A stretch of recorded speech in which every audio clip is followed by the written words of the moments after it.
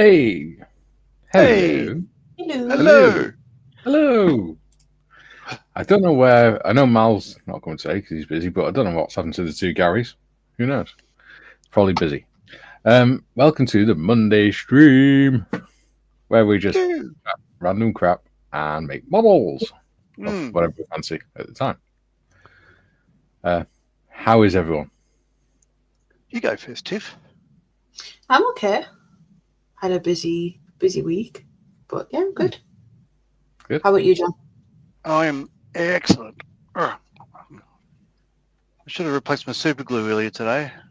The nozzle's dried out, and I am having trouble getting the pin in. It just bent the pin. Oh well. Oh dear. Oh dear. I can go in the bin. Your audio's a bit weird. It is. It's Is it? big. Yeah. It whines a little bit as you're talking. Don't know why. What if I bomb out and come back in? Okay. All right. Back in a moment. Boop. There you go. So how are you, modders? What have you been up to? Nothing much. Had a walk through Hamsley Forest beginning of last week. 10 miles. Wow. Yeah. I'm still aching from it. Other than that, it's just pottering around, housework, out and about to get out the house. Sounds like a fun life. Not really. Streams are probably one of the best parts. Oh, bless you. Speak again, John. Hello. That's better. Yep. How weird. Chromebook, hey? Yeah. Oh, well, no wonder. John, have you been working on anything since Friday? Yes. Oh, I'm in trouble getting that. Look at that. I can't get the bloody thing open. I might have to cut the top off because I want a little bit. Yes. All right, I finished my MiG-23. Ooh. So, right. Long and pointy and all that stuff like that. And it's got all the missiles on it. So, if I change camera, let's have a look. There's totally done, except I had knocked off a static wick, which is that size. That goes on the top of the vertical stab. But I was going to glue that on with the super glue, but the super glue says no. So I'll come back to that.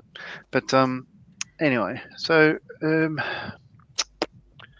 yep. So I'll just get this so straight. No, wrong way. No way. Close enough. So it's had a panel line wash all over it, so you can see sort of bits of bobs and stuff like that, and like that. Mm-hmm. So that's all. There's a couple of bits that I've missed rubbing them off properly. That'll be the base of the tail there. I'll clean that up. But generally happy with that. And as I say, these are all the photo etch. No, wrong. Brass in. They're aphid missiles, are big ones. The little ones are aphid missiles. The big ones are apex missiles. But it looks really busy because they're bloody massive. Well, yeah. And there's I asked Gary Evans the other day, Waitrose, whether I should have these. Came with all the little FOD covers, I guess you'd call it. Well, we would call it red gear. Yeah. So covering all the rollerons on the fins of the missiles and the proximity sensors on the side there. And so then I cut off the front of those missiles and put the cap on it as well. So it's all sort of parked up.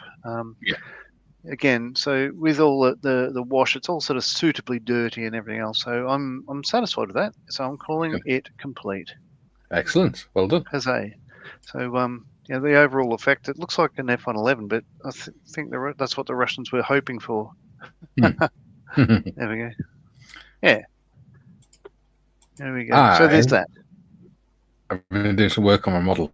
Ooh, that's awfully wonky. Wonky?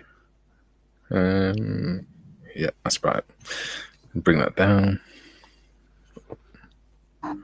There you go. Right. Ooh. So that's what I'm doing. Ooh. Oh, Oh, wow. focus. Okay. Light car patrol. Mm. Nice. Screen's a little bit bright, I think. Let's turn the brightness down so you can see it properly.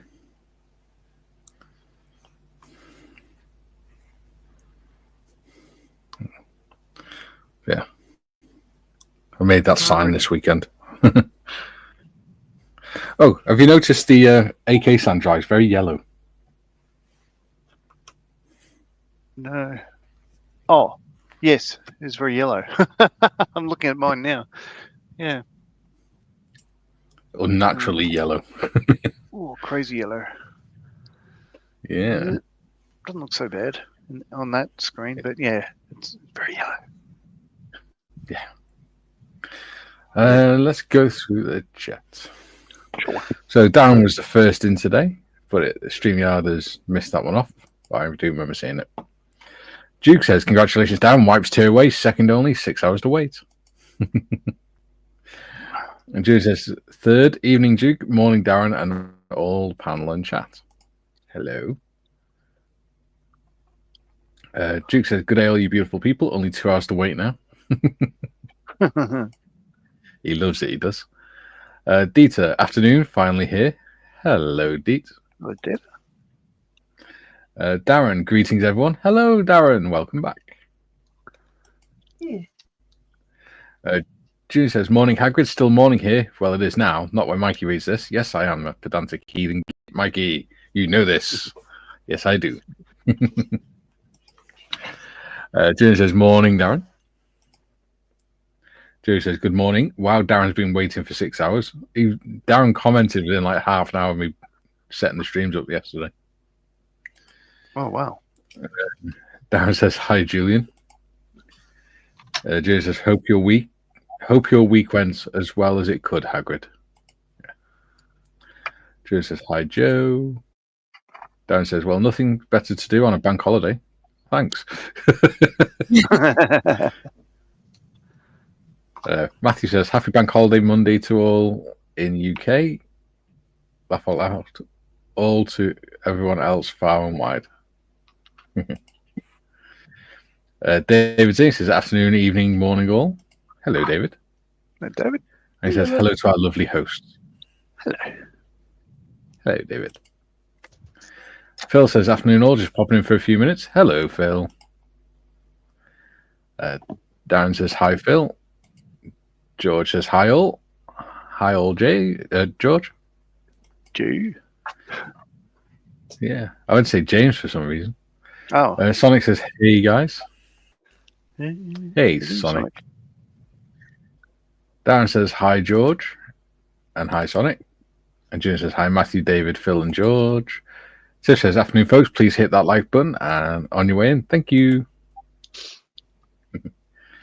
Lubin subscribe. June says, afternoon, Sonic. Hi, and Darren says, hi, Tiff. June says, hello to all in chat. I see many of the usual suspects today. Yes. Good morning, Jim. Oh, crap. Darren says, nice to see you back. No, Tiff says, hi, Darren. Nice to see you back. Jim, hello to our gracious host. Darren, thanks, Tiff. Nice to be here. Julian, just satisfied? It looks brilliant, John. Oh, thank you, Julian. Yeah, just satisfied. Darren says, hi, Jim. Sonic says, need to get usual suspect sticker, Jim. Mikey's done some new designs. I have. They're in the store. Jim says, good afternoon, Jim Striped Skunk. Timmy says, good day all. Hello, Timmy. Hey, Timbo. Hello. Jim says, well, better yellow sand than yellow snow. That's true. Absolutely. Joe says, great looking Mig. Oh, if there is such a thing, thank you, Joe. David says, wow, yes, both those models look very good indeed. Thank you, David. Your friend's in, John. She says, good evening, panel and chat. Nice. Yeah. Hello, Sam. David says, Tiff, those look good as well. Thank you. Julian, evening, Lady Sam. Lady Sam says, hi, Lord Julian. Jim says, no bank holiday for me, just nothing better to do on a Monday morning. Are we like your Monday morning breakfast show, Jim? Instead of watching, what is it, The View or something, or whatever it is in America, you watch Bearded Veteran Creates. Jim says, laugh aloud, Jim, no Frank Zappers were harmed in this comment. I have no idea who that is. Yeah, it's Watch Where the Eskimos Go, but don't you eat the yellow snow. It's lyrics for a Frank Zappa song. Lady Sam says, hi, Jim, no bank holiday here.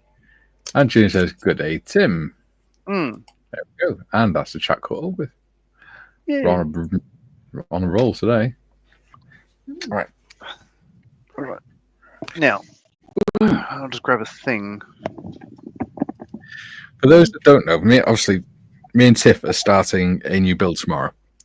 So what I've been doing is on the Facebook page and Discord, I have been posting YouTube videos that are either a hint or a herring to give you a clue of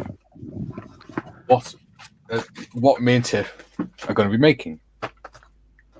So if you haven't done so already, do go in there and have a look, or onto the Facebook page and have a look. See if you can figure out what the connections are. It's just a little bit of fun. I'll do that now. I'm not going to tell you if you're right or wrong, because that would just be silly. Spoils the fun. Well, I won't tell anyone if they're right or wrong either. Uncharacteristically.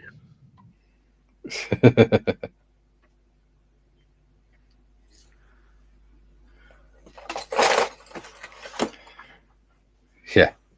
And Sonic's just reminding you, John, no singing. Oh, it's all in the head at the moment. Yeah. Aussie FM is 1 credit hour by Augie March. Sonic says, Frank Zappa Mikey, I'm sure it's him that done the song Dragula. What a tune. Junior says, I think the Frank Zappa lyric was, watch out where the Huskies go and don't eat the yellow snow. Correct, yeah. I wouldn't know. Dragula. No, Dragula was Rob Zombie. Yeah, didn't it? Bearded. Closest thing I know on that is the Monster Mash. It says, Julian, correct, Julian. That's only because my mum used to play it all the time when we'd come over from St. Helens.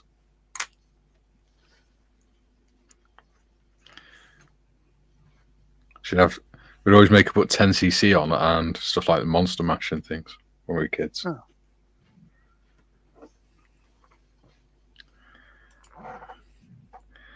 Jim says, correct, Julian. And Sonic says, thanks, Tiff. I stand corrected. Got mixed up. Sure are some curly ones you've thrown out there as clues. Yes. All right. Do you like them? What I'll be working on... Oh, yeah, it's awesome.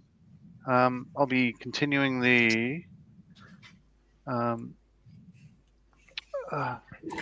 SE5A.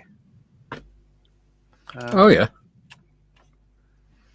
So I've got just a bit of tape around that. So I'm just painting the lower wing. I'm painting the wing before I start assembling it all, because it'll be too hard to get in with an airbrush later on. So I've got nice changing from I've generally up to now used a sail color from Mr. Color, but I've swapped to a buff by Tamiya just because I can.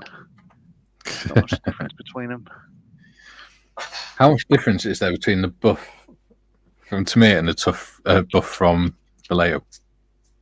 Oh, is there do you know what number the buff is from Vallejo? I've got a beige. I don't think I have a buff. That's the 10. Where's buff? There it is. 70976. 976. No. No, I do not. Saved by the bell. Well, Well, that's the difference between sail colour and buff, as it turns out. For buff on the wing, sail colour on the fuselage. Yeah. That's not much in it. Good enough. All right, so I'll need to step away to the airbrush to paint green on the upper wing and the fuselage halves, so I can start getting it all together, hopefully before the end of this stream. And that won't take too long. I was hoping to, I was going to be doing this earlier today to get to the stage where I can fit the Hispano-Suiza engine into the airframe. Yeah. But I won't have enough time to have a hissy fit before the stream's over today. So very good. Yeah, as I say, I'll step away, paint some green, and then I'll be back to start assembling stuff. And I'm going to enjoy this, I think, because I already am. Yeah. So in other news, my Tim knows this. My niece had a baby boy a couple of hours ago. Called Arthur Patrick, which is I don't know. What do you want? Stone or pounds? You don't do kilos over there for baby weight, do you? It's pounds. No, we do pounds. All right. Yes, because we used to do pounds, but now I think everything is, everyone says kilos and everyone just goes, no. So kilos don't make sense to me for baby weight. So I just have to convert. But anyway, so that's all good. That's all good. As far as I'm aware, she's still in ICU. She lost a lot of blood, but she had trouble before the pregnancy, endometriosis and yada yada. All right, so stepping away to the airbrush. So bear with me. Stand by, caller. Your call's important to us. God, this MiG is just always in the way. I'll put it there, out of the way. Have you ever thought of actually tidying your desk off? Well, I can. Look, let's do a thing. Let's look at the big picture. So I've got so all the that's what you're looking at there, and it's just lots of gack. So I've got recent builds up here, and things things that are still works in progress. Generally, these are all the bits that are broken off all the kits, and I haven't got around to fixing them yet or reattaching them. Drill bits and yada yada there, and I should clean up, eh? And the paints are over there. But yes, I should clean up. Excellent. All right. So yes, changing cameras and stuff. So bear with. Jim says Dragler was the name of Grandpa Munster's dragster to win back the family car in the episode of Hot Rod Herman.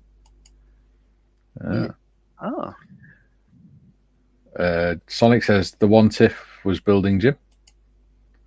And Sonic says, Tiff, sorry I didn't put the T as a capital.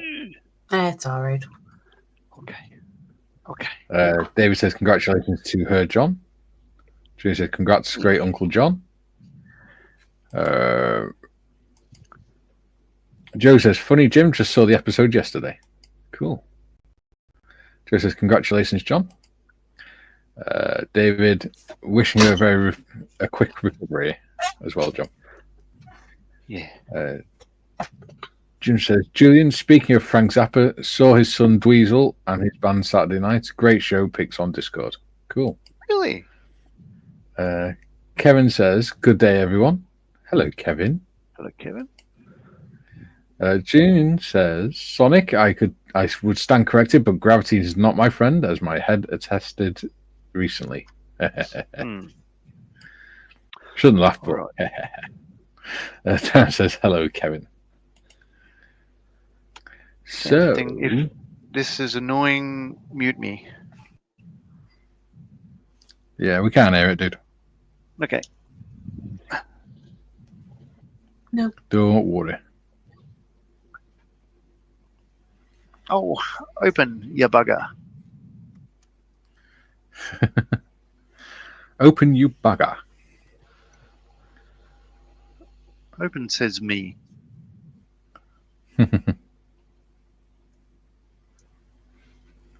Yay. Thank you, Aldi, for that sort of old person bottle opener thing. So tempted to get my packet of Tim Tams out of the cupboard. I bought dark chocolate Tim Tams the other day. See, I don't like dark chocolate. I did have a packet of the milk chocolate ones, and I also got a packet of the caramel ones. B&M are selling them. Yeah. Or is it Home Bargains we went to? Home Bargains. Aye, Home Bargains.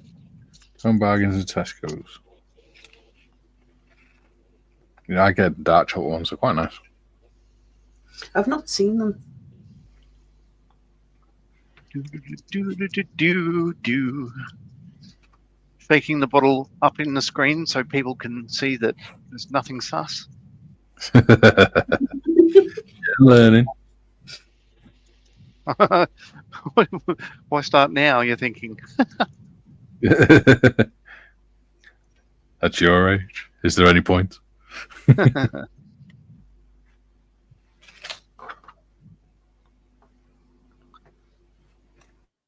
All right, I will snip that bit off and paint it separately.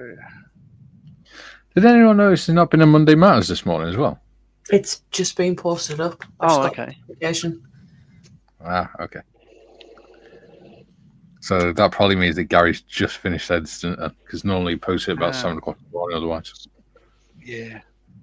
The other thing I was doing recently that took a lot of time, hours, is Surge, the car that I modelled. My daughter's Honda Jazz has gone to God. So there'll be gone to that great car park in the sky. Yeah, I was going to say there's going to be a conclave to pick a new car, but there won't be. They've all got the cars. There's surplus requirements. Oops. But Surge is gone.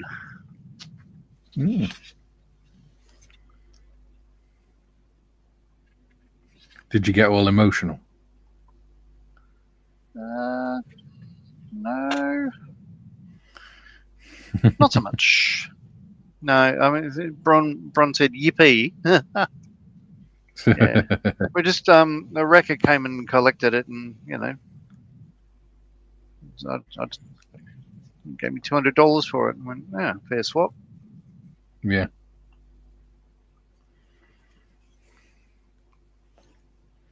And you $200. Okay. So, yes. Well, I'll paint this, and when I go back to the bench, there's a question I asked weeks ago, but I asked Mikey just before we went live. I still haven't really committed to whichever of these two schemes in this SE5 box that I'm going to aim for. So when I get back to the bench, I'll ask the stream, and everybody could have a say. Yeah. Which I'll probably ignore, but we'll see what happens. It's about to say you'll do the complete opposite. No, I think I don't really care which one I do. If people would prefer to see one, I will do that one.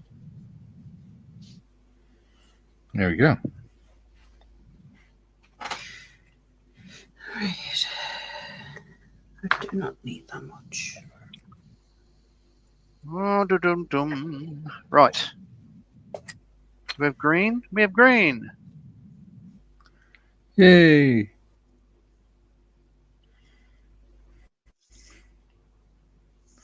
For some reason, that reminded me of the scene in Muppets Treasure Island where the chef's going, Mr. Tendemushi, and skewer, Mr. Tendemushi. Yeah. We have green, and we have green.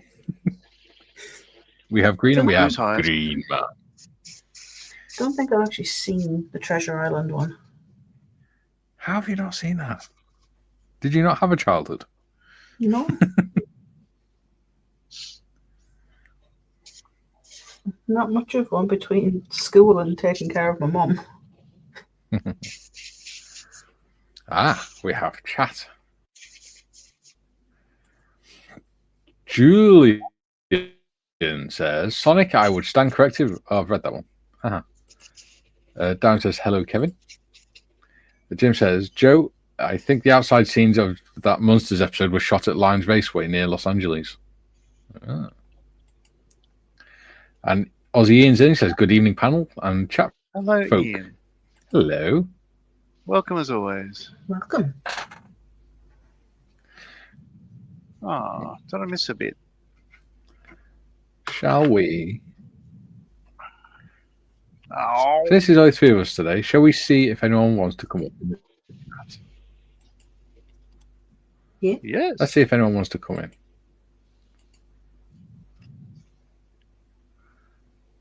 There you go. There's the link. It'd be nice to get some new people on the show. Oh, You must be bored Would you of want the me same to people all the leave? time. Oh no. get out, We'll John. let you is what I stay, I heard. guess.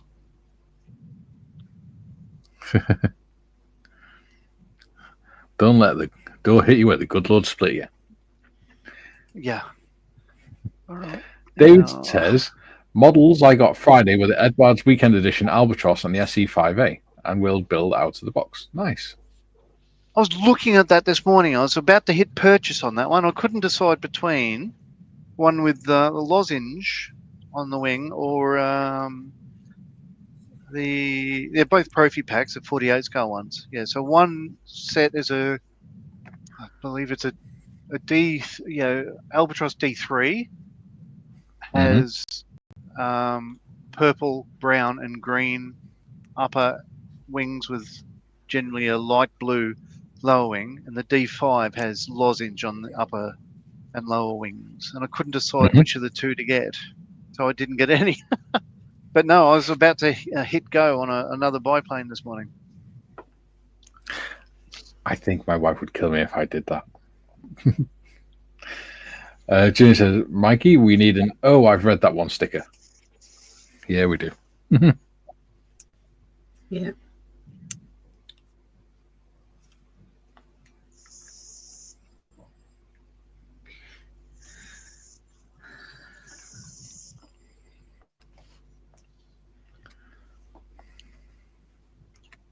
I see.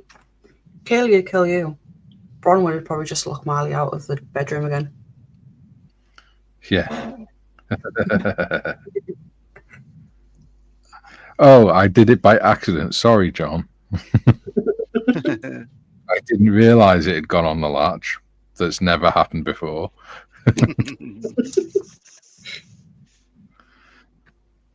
I didn't realise the padlock was slammed shut. Padlock.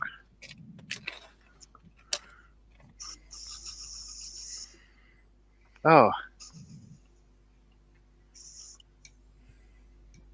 Speaking of which, I was nearly locked out of the bedroom again night before last, but it was my fault this time. I accidentally snibbed it. So when I closed it, I went, yeah, very close. But I could still get in.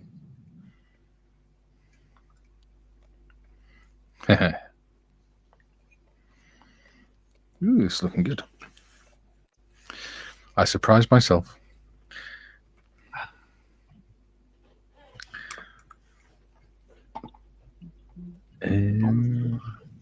So David.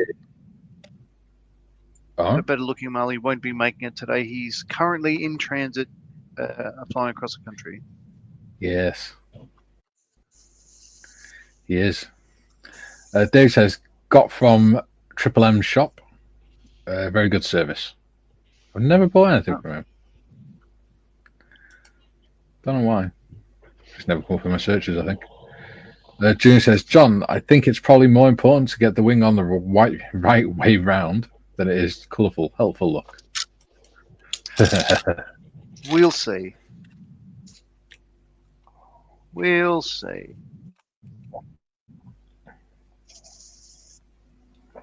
To be fair, it's pretty obvious with the Albatross. Because they're not just straight-edged wings.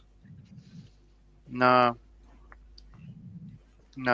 Yeah, like the Fokker D7 was very square wing. Yeah, I still feel a bit sheepish about it, but you know. That's his excuse, and he's sticking to it.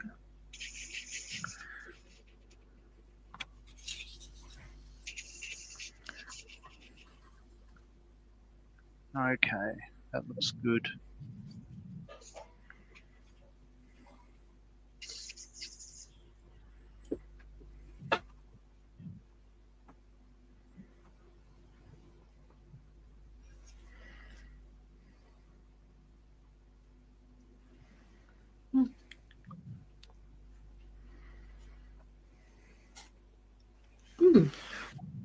Sonic is commenting, but none of his comments are actually coming through.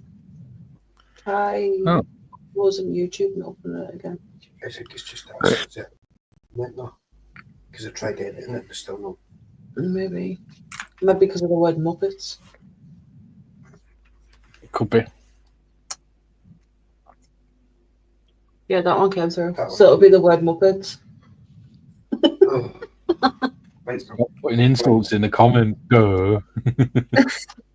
He's saying because I can download movies and stuff. So he's saying if I download the Muppets film, then we can watch it because I can put it on my USB stick. Yeah. Yeah. And then we can watch it tonight. Yeah. Muppets Treasure Island with Tim Curry in it. When Good I film. was just a lad, looking for my true vocation.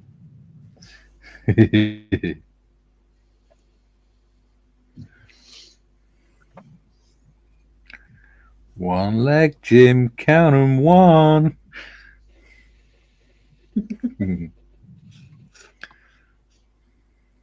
My Billy father Connolly. said, "Well, this, my son, deserves deliberation." For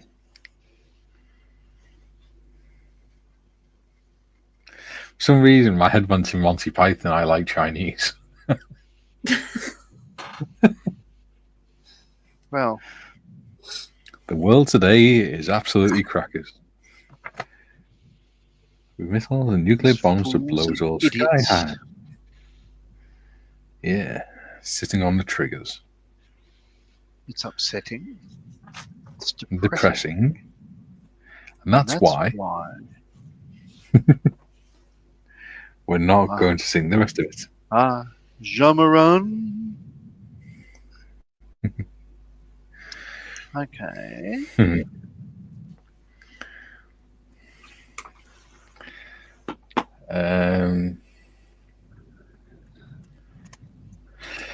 Sonic says testes. Junior said, "What are they?" No, he said that works, Sonic. Sonic says, "Was thinking. I know it's dangerous. We could watch it on my new big screen test." Ooh. Yes, he bought Junior says, and a roller blind, and he now has a 2.5 meter ish screen to watch films with again. Yeah, that's what I've got in my living room, projected onto the wall. Yeah.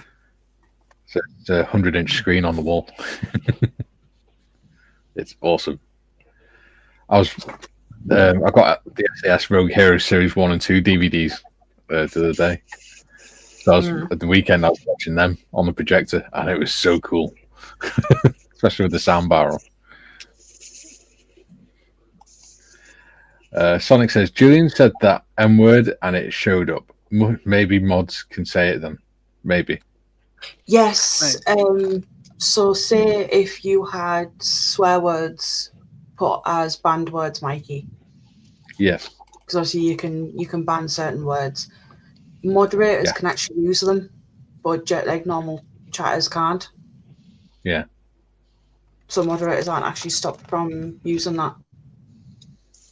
Well, saying that, it could be context because Darren's just put, "I'll be watching the Muppets later. Airfix and chill." I wouldn't say that to Moz. He wouldn't be happy. Sonic says 2.5 meters wide, 1.5 meters approximately tall. It looks sick. Yeah. It's fun, especially when you're playing games. It makes it a lot easier. Especially if you're doing sniper. Playing a sniper. Well, he played a little bit of Red Dead Redemption 2 on it. It seems it's going to take a bit to get used to. Oh, yeah, it does. The best thing to do as well is when you're sitting there, just sit and look at the screen and then adjust it down to the size of your field of vision. Because it's all right having it as big as you can, but you need to. It's going to hurt your eyes and strain your eyes if you have it too big. So there's an ideal viewing size for depending on the distance you are from it. So, like for mine, because my sofa is 3.5 meters away from the wall that I use as a screen, then I have it down to 100 inches, which is right for my field of vision. It's also coincidentally right for fitting neatly between my telly and the door. Just fits nicely in the gap, or projects nicely into the gap. June says, Sonic, you want to watch that thinking it gives you a headache. At least me thinking going to the house with the gas mask on ended up with a headache. What? That's probably lack of oxygen from exertion with the gas mask on. With the respirator on. Can you just imagine Julian's carer's bit coming in the house, and next minute he just rolls in with a respirator on. Like, Julian, what the hell have you been doing? Oh, I'm. Yeah.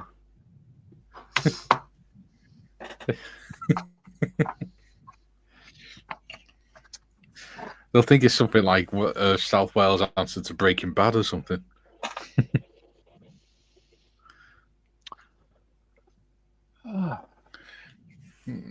Right, I think a wash. All right, I'm just about done here.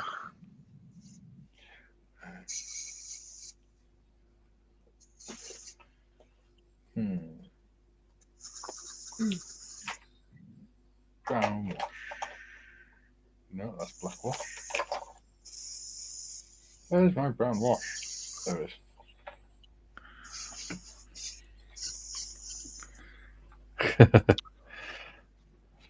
Darren says Death Numpty strikes again.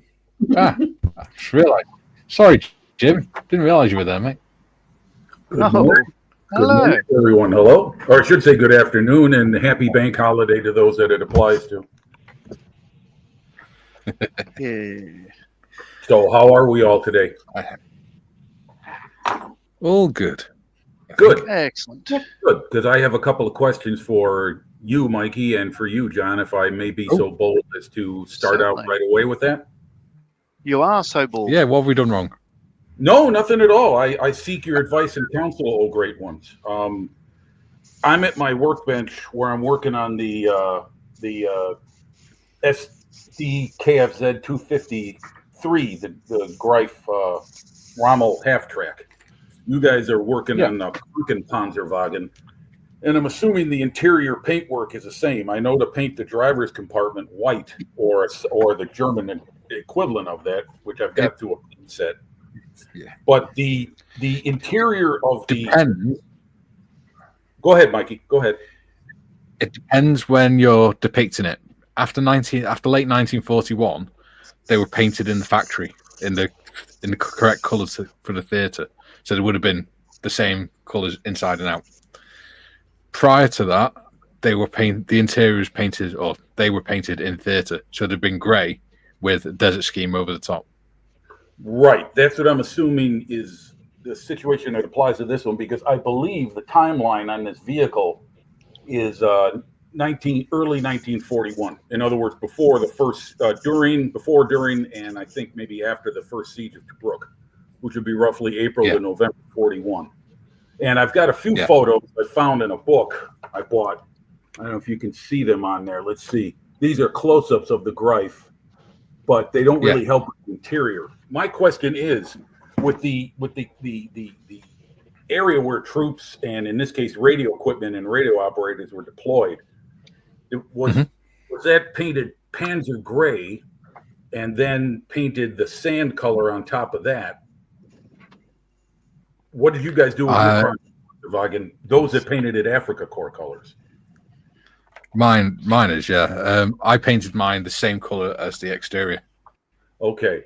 That's what I'm leaning toward, but I'm going to put gray underneath it. That was my question, because I primed everything. I tell you the truth, folks. This is my first Jeep half-track interior vehicle of any kind. Normally it's armor, which is just the outside. Rarely do I have the inside opened up to be seen besides hatches.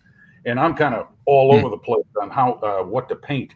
So this past weekend, I spent about close to an hour priming all these various parts, right, with the red primer that I'm assuming they applied at the factory, and then the theater color of dark gray, Panzer gray over that. So I'm kind of feeling my way around, because the TACM kit, the instructions, they give you no color call outs for anything, nothing, not even exterior colors.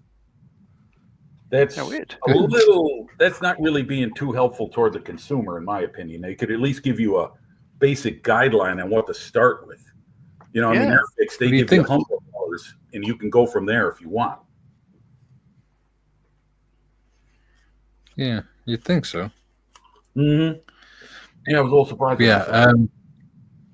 Prior to late 1941, they would have been all painted grey. So they've all been painted European theatre colours. And then in theatre, they just got a pot of paint and painted it. Right, exactly. Which is why the outside and the inside is going to be a rough application of. See, I've got this paint set, this Africa Corps Ataka Laka. I love saying, yeah. Honestly, when I first saw this name, I thought it was a Japanese paint brand with the name Ataka.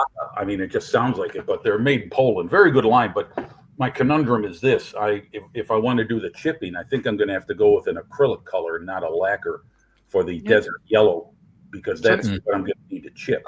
Until now, I thought they were a Japanese paint brand myself. Yeah, they're from Poland. Yeah, and we don't have a distributor here in America anymore. There was one place in Missouri I used to order their paint sets from. But from what I hear, they stopped making the paint sets. You can buy them individually, and I don't see them anywhere here in the States. I could be wrong about that. If there's any Americans in chat, could help me out. If not, I'd have to order them from Poland. But the last thing I need to do is order more paint. So how do you find them? Have you used them throughout that kit? Yes, I have used them quite often, and I recommend them highly. However, I do say this about Ataka paint. Being a lacquer, you would think you wouldn't need an undercoat, because lacquers tend to bite into plastic much better than aqueous colors. Yeah. It must be one of the weaker lacquer paints, hobby lacquer paints out there, because I did a little test with them. I sprayed it on bare plastic, then I sprayed it on plastic that was sanded, and then I sprayed it on plastic that was primed. And the unpainted plastic, the paint scratched off with my thumbnail very easily, not much resistance. With the sanded plastic underneath, the paint stuck. Same with the primed lacquer, with a good strong primer underneath. I mean, who knows? You could probably get away with an enamel or an aqueous based primer underneath it. I think it just needs something to grip. Whereas something like AK or Mr. Color or Tamiya lacquers, I don't think they need any help. They're very strong. But anyway, I'm sorry, I'm talking too much. No, that's good. That's fine. But that's my question, because I mean, it's a nice model. Don't get me wrong. I really like building this kit. It's just kind of like your first day on the job in a new trade. It's like, okay, I built tanks. Now I'm going to build half tracks, and there's innumerable small parts everywhere that have to be added, and I have to figure out, going through the directions, am I going to need to paint this now or wait till later and attach it, then paint it by hand? So. That's good, causing the brain a little. That's the problem we've had with some of the exterior.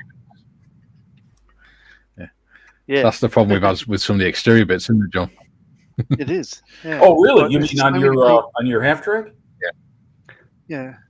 Yeah, because you got a lot of the ancillaries and stuff, and you got storage boxes that, because they're underneath the angle of the side of the hull, you wouldn't be able to paint in there if you put them in first. Yeah. Ah, I see. There's a lot of little greeblies. And instructions from one end to the other saying all the interior is an off-white. When the research, a website we found, I think, proved to me that they were up to a certain point in time, and then all that stuff. I think it was quite definitive. Yeah, I've got let's see, in that paint set I got, this is the color. I mean, I've heard different descriptions of the color for the interiors. This is called creme vice.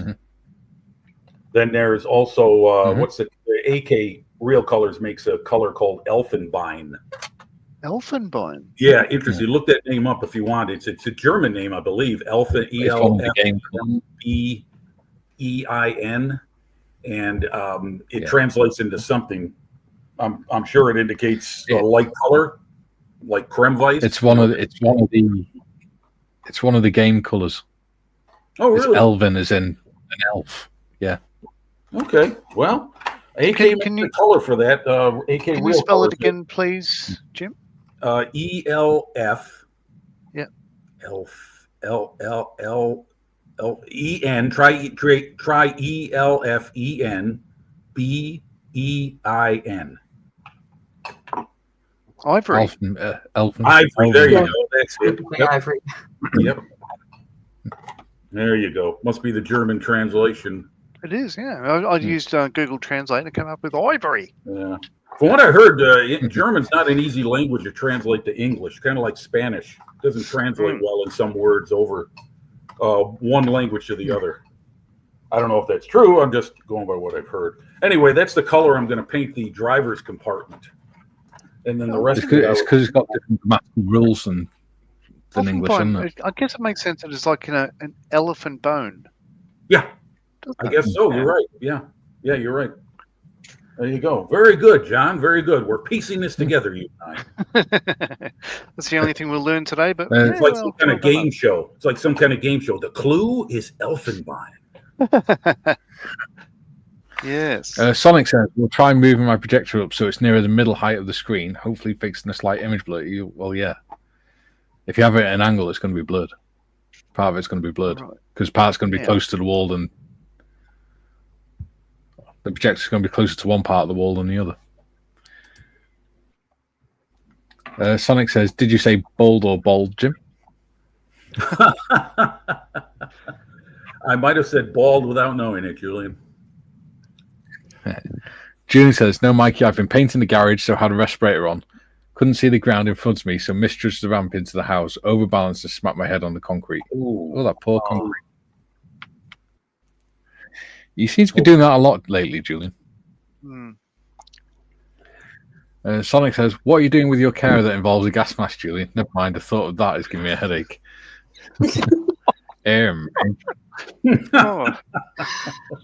Oh, yeah. Even Joe carers says, need a safe word.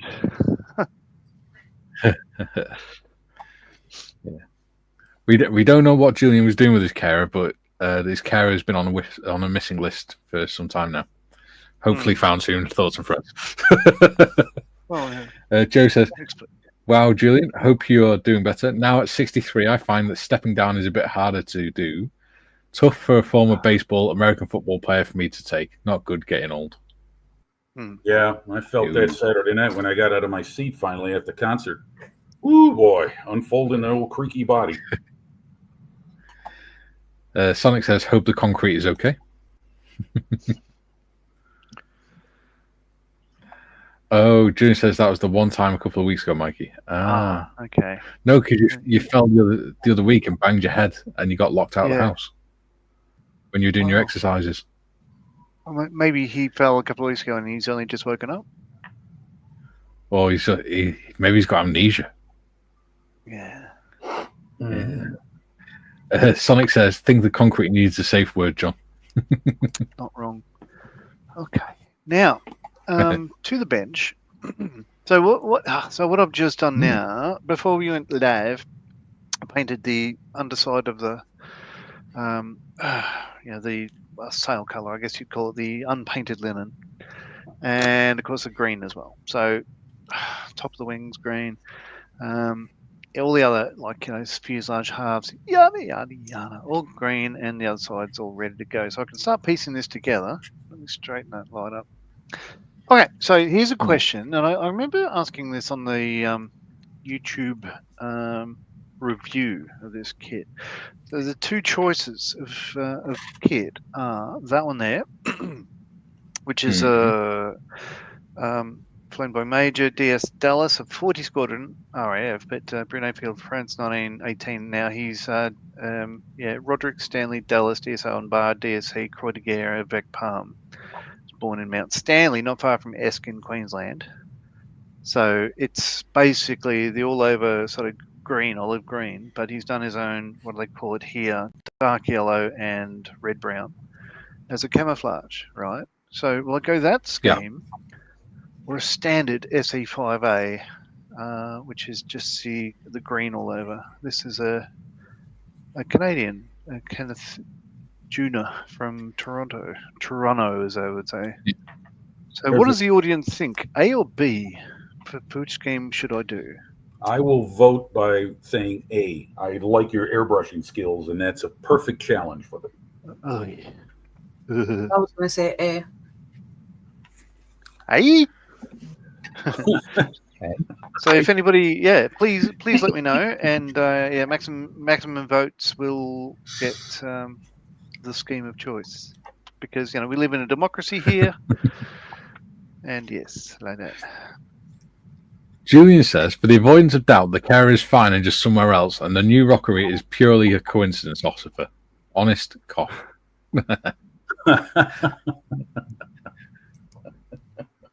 Darren says A. Aussie Ian says B. Julian says A.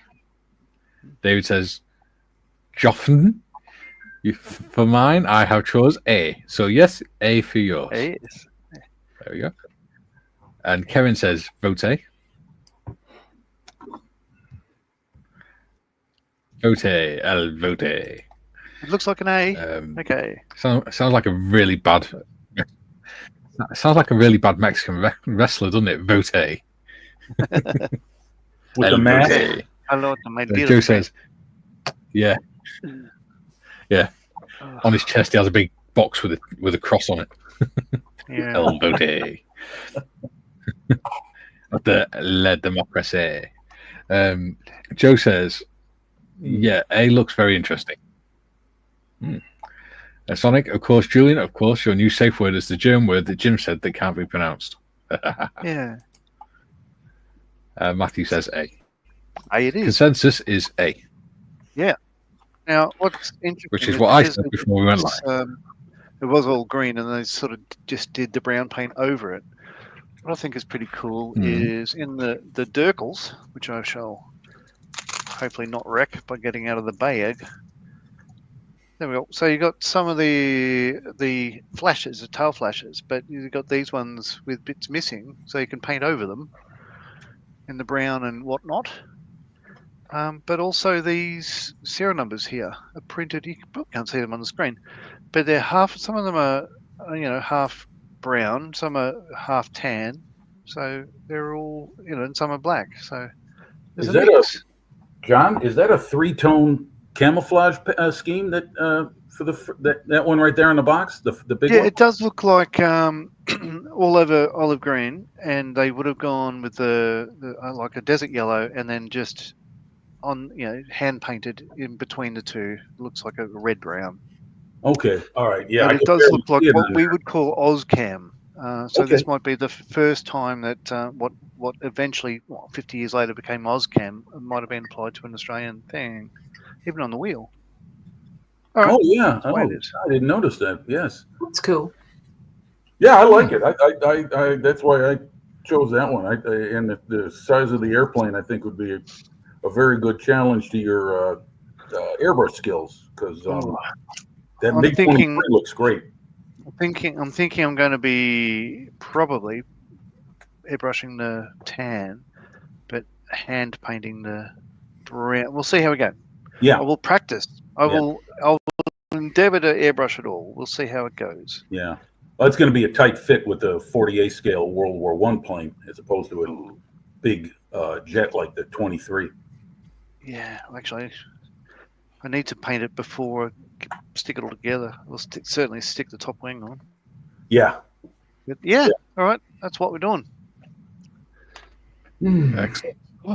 This will, again, it'll take a while because I've got lots of brass in for this kit as well because, you know, I'm a sucker for this stuff.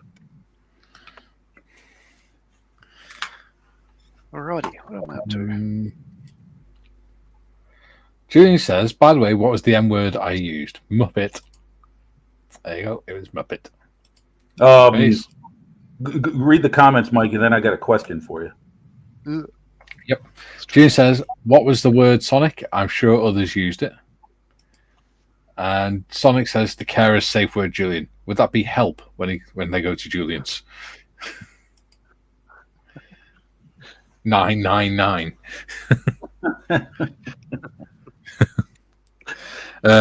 Right, go on, Jim. So what in English parlance, or British parlance, I should say, does the word Muppet mean? Idiot. Idiot. Thank you. You were calling my name, Tiff? All right. Okay. I got to remember that. Because Muppet over here is just, well, Muppet, like Kermit and the Swedish Chef. Oh, yeah, we got the Muppet. Yeah. Yeah. In fact, the original Muppet show from the mid-1970s was made in I believe, London. The show was filmed there, and it had many guests on there, Hollywood and otherwise. You had Alice Cooper appeared on there, Steve Martin, Milton Berle, Margaret Peters. These were people who were all relevant of the day. Well, Cooper still is. Yeah. Well, it's slang for idiot or fool. I think it's along the lines of, you know, you can't operate by yourself. You need somebody directing you with their hand up your ass or something like that. It's my take on it anyway. You know, I'll learn how to operate on myself. I don't think I want that. You can take me off big screen too much. Yeah, it's just John's fetish, Jim. Maybe. Oh, the truth comes out on the Bearded Veteran Creates channel. I see. Okay. Yeah. Oh. I can say that because Morgan's in school today. Wait a minute. Really? Wait a minute. Help me out here.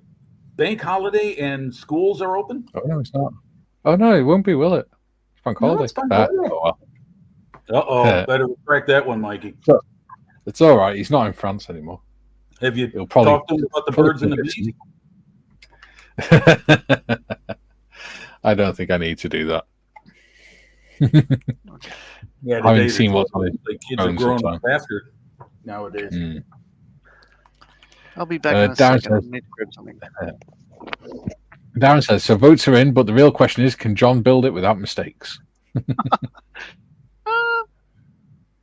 No. And Sonic says, brainless puppet, perhaps? And Sonic says, if it's a deliberate mistake, is it a mistake? Yeah. Because I meant to splash silver paint all over me that day. Oh, that was funny. Got something to show All right, back in a sec. All right.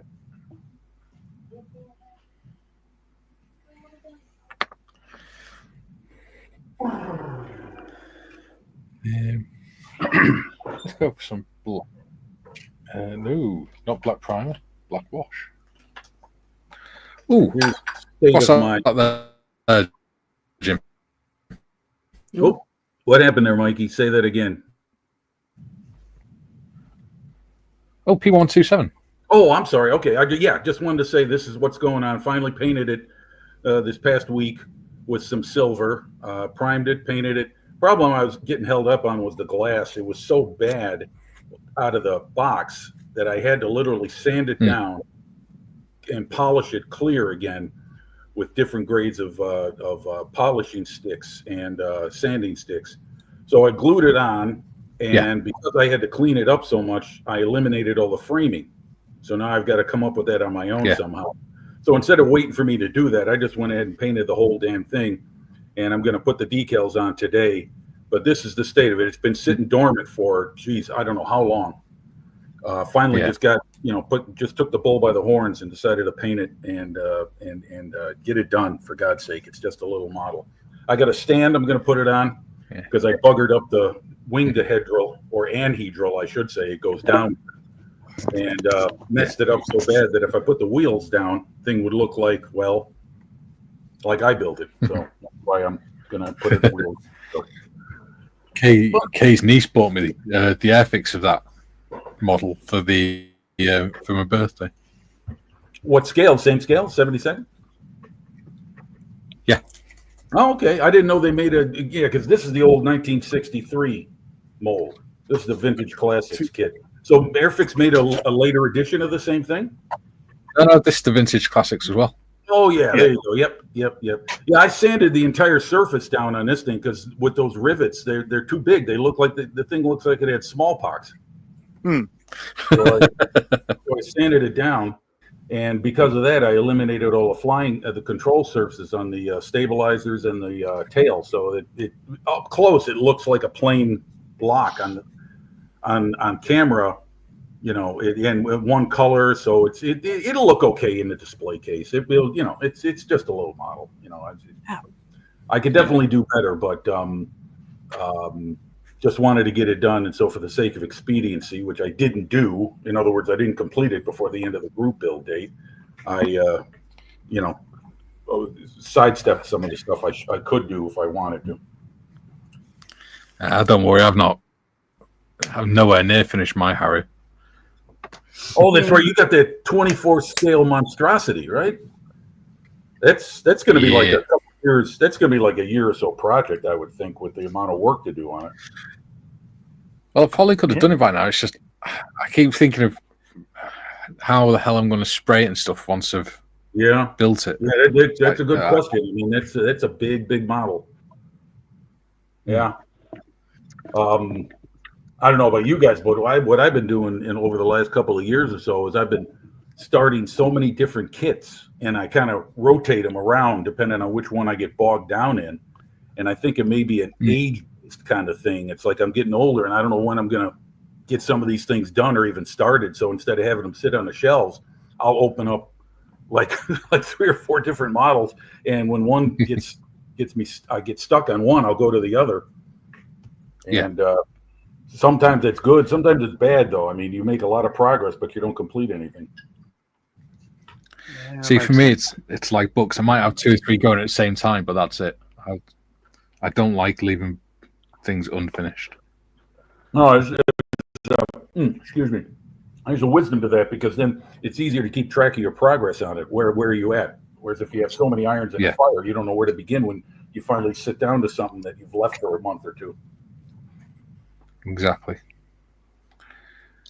You can keep mental track of everything. Aye.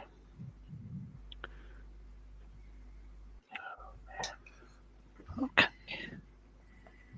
I don't know where to go. What's the matter, John? Oh, nothing.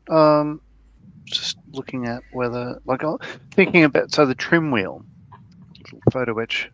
You got to see it.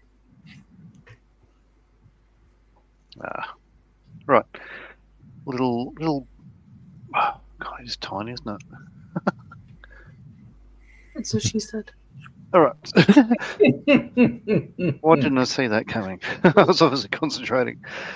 That's also what she said. So, that or the little brass plastic one here, black brass coloured plastic one. I was trying to decide which one to actually use for a moment, but I might as well use a photo etch because it's here. Here because we're here, because we're here, because we're here. Yeah. There was a song in the First World War.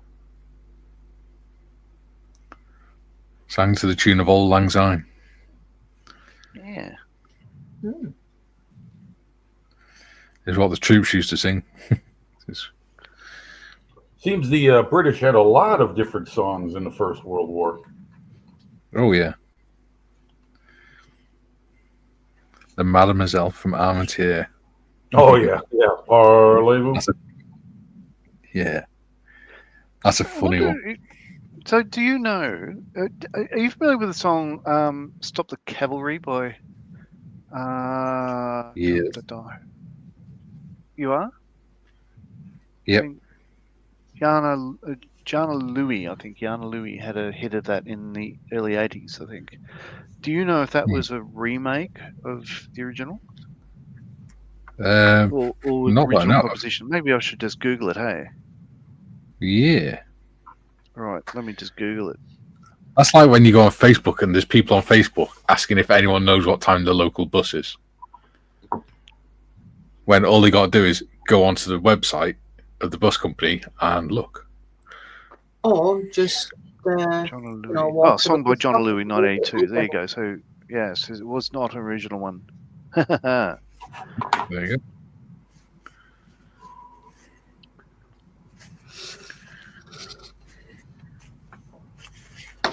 So, hey, Mr. Churchill, come over here to say we're doing splendidly. But it's very cold out here in the snow, marching to and from the enemy. Oh, I say it's tough. I've had enough. Can you stop the cavalry? Yeah. There's only two more There's verses. an interesting Might read them all. documentary last night.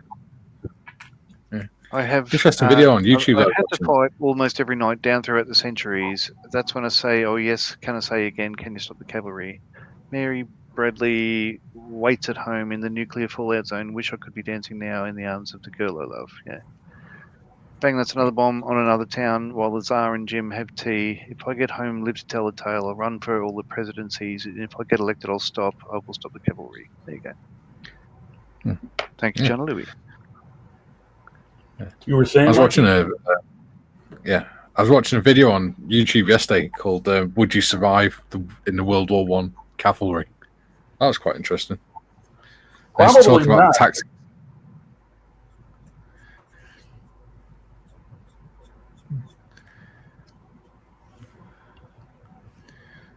Go ahead, Mikey. I'm sorry. It's quite- I didn't mean to cut you off. It's all right. It's quite interesting all the tactics they were using and stuff.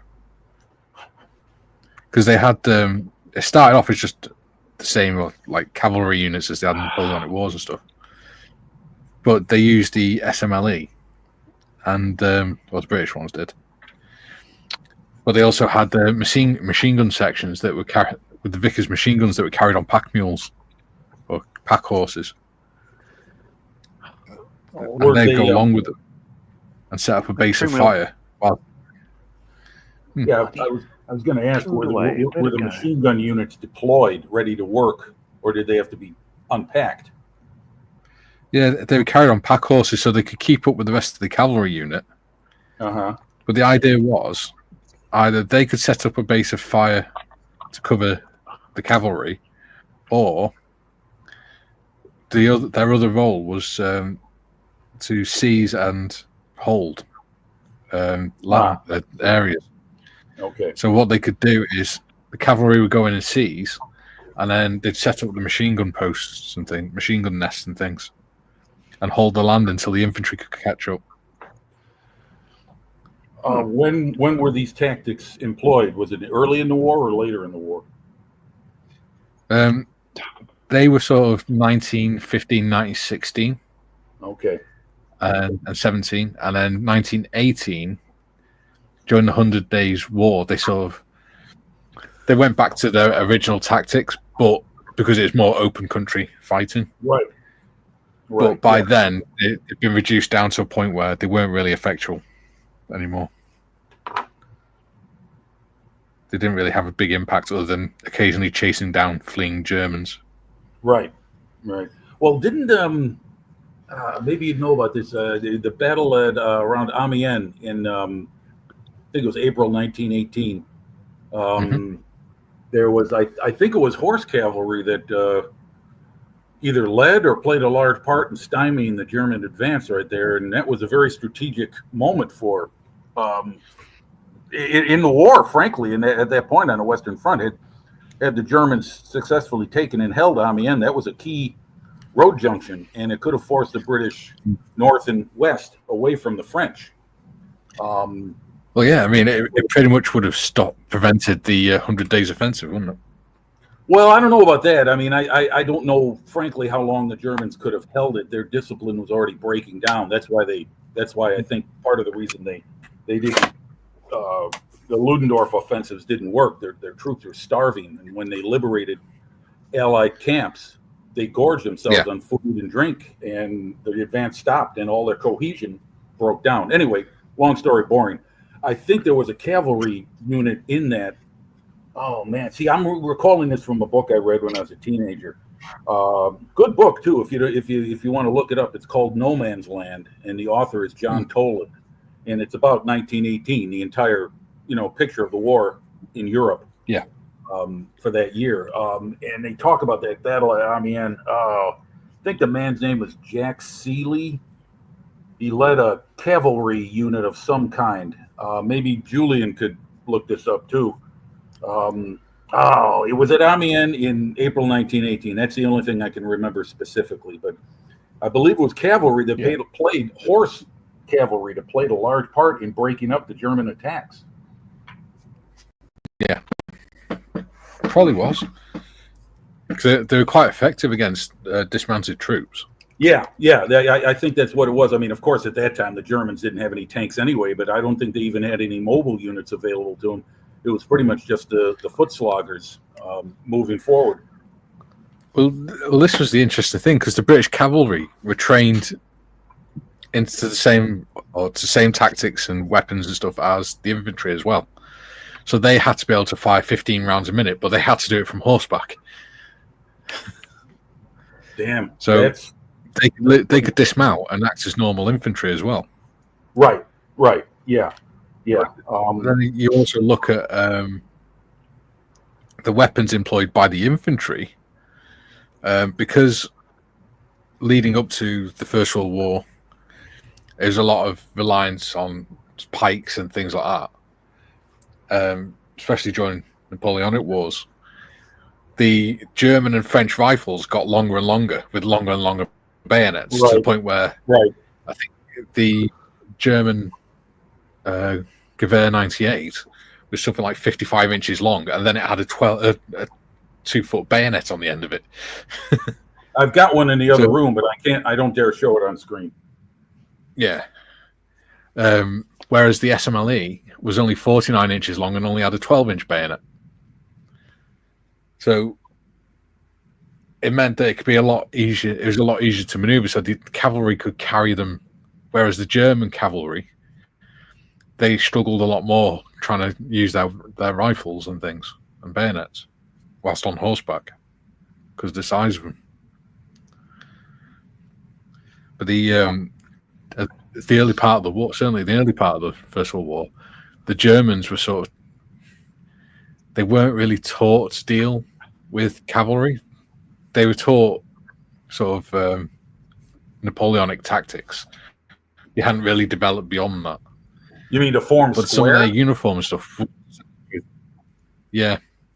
No kid, really? They hadn't really been taught how to deal with it. Yeah, they were still taught Napoleonic tactics. Wow. Stick your bayonet on and try and stick it in the front of the horse. Right. That sounds kind of suicidal. Yeah. But some of the Pickelhaube helmet was designed with cavalry in mind. That's why they had the spike on the top. Right. That's to try and deflect the swords and things. And they had a steel strip that went down the back to sort of protect the back of the head from sword blows. Yeah. I hadn't thought of that. Yeah. Yeah. You mentioned that forming cavalry square. There was a moment was used all the way through the First World War. I'm sorry, Mikey. Go ahead. No, go on. I'd finish. I was just going to say there was a brief moment in the Civil War. I forget the American Civil War. I forget what battle it was, but at one point, I don't know whether it was Confederate or Union infantry actually formed square against a cavalry attack, because at that point in the 1860s, cavalry was still a prime striking force of an army, and but cavalry unsupported was always a cardinal sin. Like armor today. Armor unsupported is dangerous. Yeah.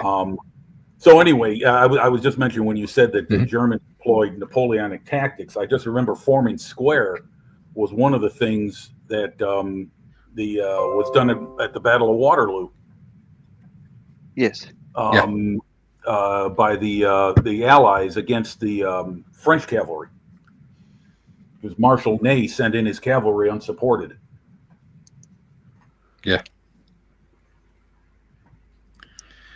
Yeah, so these Germans did as well, but the German cavalry sort of faded out by 1917 because they were so short of horses and things. There was also They needed the horses to pull the guns. Yeah, it was also the fodder required for them. There's an excellent brief lecture by a British military historian on the that Western Front Association YouTube channel, and he talks about the effect of the blockade on Germany from every point of every perspective. I mean, all the basics of what the Germans were lacking because of the blockade and how effective it was, and how utterly broken the home front was by 1917, let alone 1918. And you were talking about horses. Yeah, feed for horses was extremely rare for the Germans because they couldn't grow it organically themselves. They imported it. Yeah. Well, this is the thing, because another thing they mentioned is that the French cavalry used to mock the British cavalry quite a lot, because the British cavalry soldiers were taught that they are the primary carer for their horse. Exactly. So right. They had to treat a lot of the wounds. They had to look after them. They were only supposed to ride them if it was absolutely necessary and things like that, so that they didn't overstress the horses and tire them out. Mm-hmm. Makes sense. I'll interrupt for a moment if I can. The French, yeah. So the trim wheel I put on, I used the plastic one. It's really hard to see. It's probably a bit too much shadow. But I had to use a plastic one because as I was about to glue it, the photo each one went ping and couldn't find it. Well, it's there. It's on. It's glued to my my bending thing. So oops, it's glued so well. I wish it would glue to the kit that bloody well. No kidding. Yeah, it's funny how that damn super glue works in reverse for you. Yeah. All right. Now I need to. So the viewers have gone up to 18 now, so please do remember to lube and subscribe as always. Let's crack on with the chat, because we got quite far behind. I was getting quite into that conversation. Oh, it's great. Sorry to interrupt. Yeah. Sonic says, was waiting on Tiff to say that. Yeah. Ozian says, Jim, your reasoning for starting a new kit has inspired me to not feel bad about starting new kits without finishing current builds first. There we go. Sonic says, I can't do that. I struggle with just one kit as it is. You'll get there, mate, with practice. Junior says, apparently Stop the Cavalry was an anti... I was going to say his only problem is he's a patient. Well, you're going to have to learn, aren't you, Mr. Sonic? You're going to have to learn to be patient. Junior says, apparently Stop the Cavalry was an anti-war protest song, and Jonah Louie wrote that song himself at home with his parents. There we go. Oh, there you go. Okay. Julian, Sonic regarding inventions that were mistakes. There were a few heralded, but not by Eureka, but by That's Funny. Mm-hmm. Square Table Degenerates is in. He says, morning, boys. Hey, STD. Not seen you for a while. How are you doing, buddy? Jim says, Ian, indeed, so many kits, so little time. STD says, I was in the Air Force and we started learning history with the Berlin airlift. Yeah, I remember learning about that when I was in school. That was an impressive feat.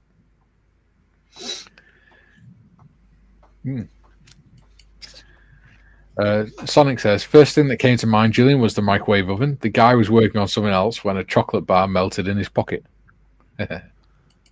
Huh. Julian says, Jeb Seeley, 31st of the 5th, 1868 to 7th of the 11th, 47. Also known as Jack Seeley, led one of the last great cavalry charges in the history of Battle of Moray Woods on his war horse Warrior in March 1918. There it is, March 1980. Thank you, Julian. Okay, I do remember some of the details then. Okay. Yeah.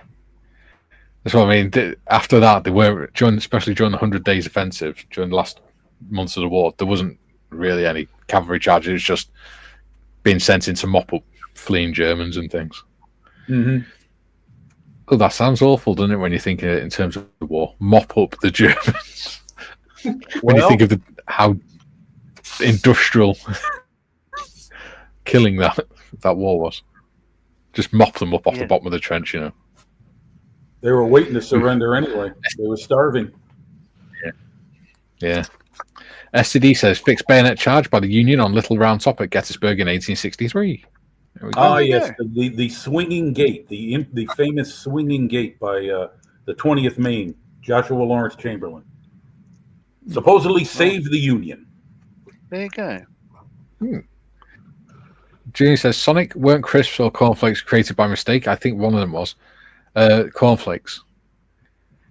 It was created by a guy who ran a so-called health spa, and he decided that the best way to stop people that were in his health spa wanting to get rather amorous with each other was to create a very plain breakfast sort of thing, biscuit. And it went wrong, and he left it out overnight, and then in the morning it was all flaked up, and he was like, "Oh, that's brilliant." It's by Kellogg. Sonic says, "Think so, Julian." David says, "At least the carpet monster does not have it, John." No, Sonic says, "Yet." Well, neither does the aircraft. It was a bugger to get on, and you can't see it. It is there, but it's under the seatbelt, so you can't see it from. You won't see it. It's the only place to view down. Yeah, totally obscured. Junior says, if I recall correctly, during Napoleonic Wars, the British could tell if there was French cavalry near because they treated their horses badly, so the British could smell the saddle sores. Probably. Poor beasts. Oh man, jeez. Wow. Junior says, afternoon square. And Mr. Evans says, afternoon troops on extra duties, so had to miss parade. Hope all are well. Hello, buddy. Not to worry. Hello, Gary. Or afternoon, I should say. Junior says, afternoon, Commander Evans on KPs. Down to greeting Mr. Evans. He's peeling spuds as we speak. It could be like the upper class doghouse. KPs like kitchen duties and things and cleaning. Right. Yeah, I remember that. Well, they used to call it from what I heard in the American Army, KP also was a slang the troops would share. It's like keep peeling, because all you would do is peel potatoes or onions. Yeah.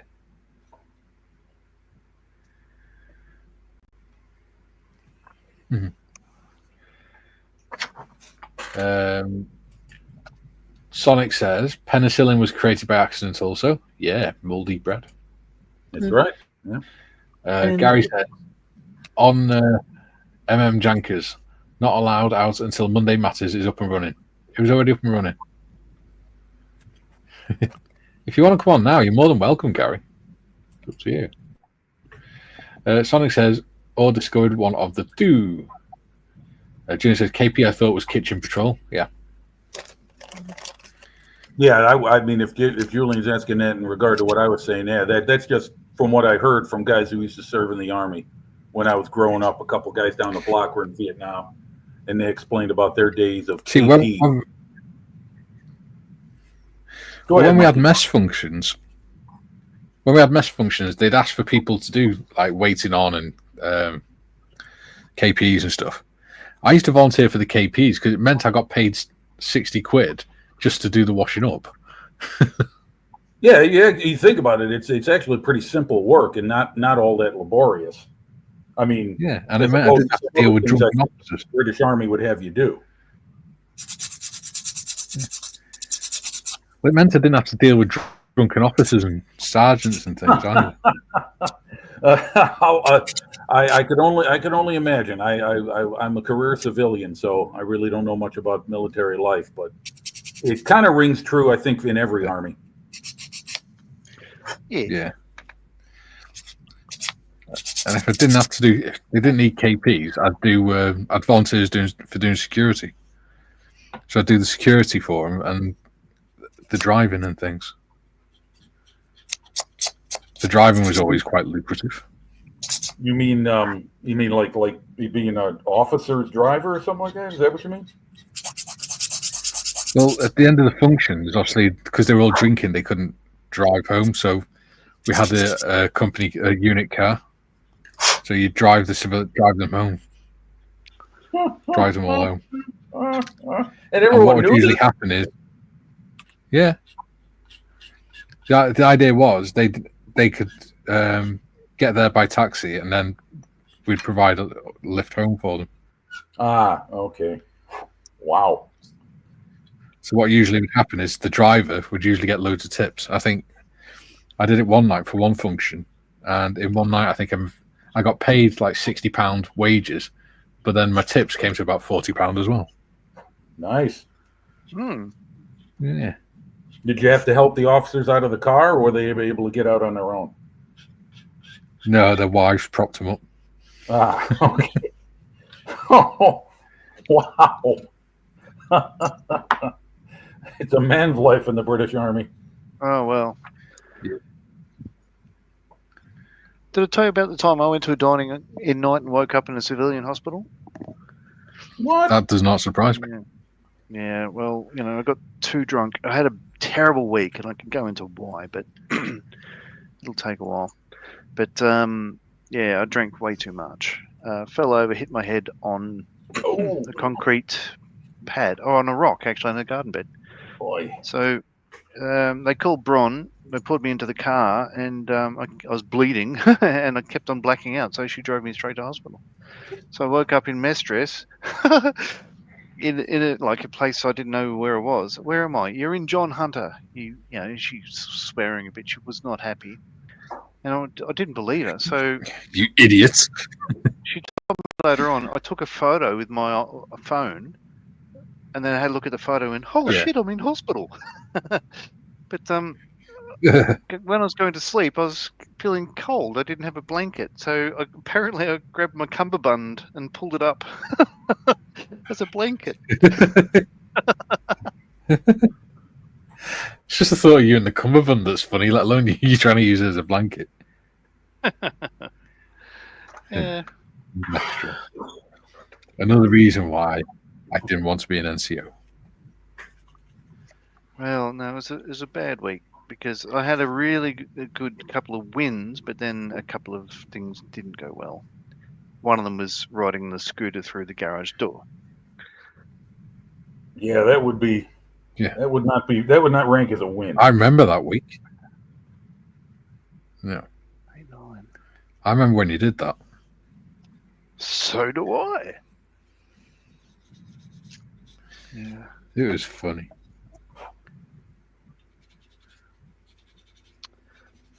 Yep. All right. Need that. I remember rushed into hospital with a brain injury from an exercise. Right. Oh, crap. You mean while you were on maneuvers or something like that, Mikey? Yeah. Yeah. I got rushed into hospital because I pretty much lost my ability to speak because of a brain injury. That's pretty serious. That's pretty serious. We were doing a casualty simulation exercise, and I was playing the casualty, and I had fake gunshots in my arms and things like that. And I was in my combat trousers and my t-shirt, and I've been careful I had a helmet on. And one of the guys who was treating me took my helmet off, and I whispered, "Put it back on because you got to carry me up that bank in a bit." And there's a really steep bank that was like 10 foot tall. And so he put it back on, but he didn't quite put it on properly. Right. He fastened it, it just was on. And then they went to carry me up the bank, and because my uniform was wet, they lost their grip on my trousers and dropped me onto my knees. And then I started laughing, and then they picked me up again, and then lost the grip on my t-shirt, and I fell backwards backwards and they dropped me 6 foot onto the back of my head. Oh, whoa. So I just lay there in a heap, laughing my head off. Yeah.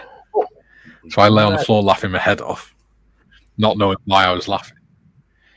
And they managed to walk me back to the sort of tent area where we were staying. And I was really quiet. And then I wasn't needed for the next bit. So when everyone went off, me and one of the lance corporals were sat together. And she said, "Oh, do you want a coffee, Mike?" And I went to say, "Yes, please." But all I could do was go, yeah. I was stuck. Oh, jeez. After a while, I managed to stop myself. I started crying because I couldn't stop. Oh my god! I couldn't get my words out. I didn't understand why. So she sat me down. She legged it through the woods to get the staff sergeant. So they all came running through. This other staff sergeant who I never got on with. All I heard was this like vehicle power sliding on the gravel, and it was a minibus. He was driving that fast to try and get me help that he was power sliding the minibus around the training area. They got me into the minibus, drove me to the main gate and called the ambulance. And then I just remember being in the ambulance with seeing the blue light flashing through the skylights on the ambulance. And then being taken through the A&E department on a trolley. And bearing in mind, I've been on train exercise, playing a casualty, so I've got fake gunshot wounds in my arms and on my face, and burns on my face and everything. And they haven't covered them up. And they're taking me through the A&E room, waiting room and stuff, with these kids sat there, and all they can see is a soldier with a burn on his face and a bloody gunshot wound in his arm.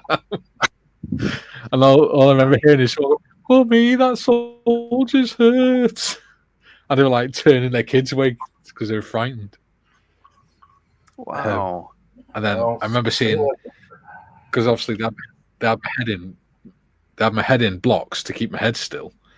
All I could see was we're going under the side to say resus, and I went, "Why are we going into resus? I'm not dead." I'm not dead yet. And they said, "No, don't worry, it's just a precaution." I went, "You think I'm going to die?" They're like, "No." And they said, Wait, can we need to get you into hospital.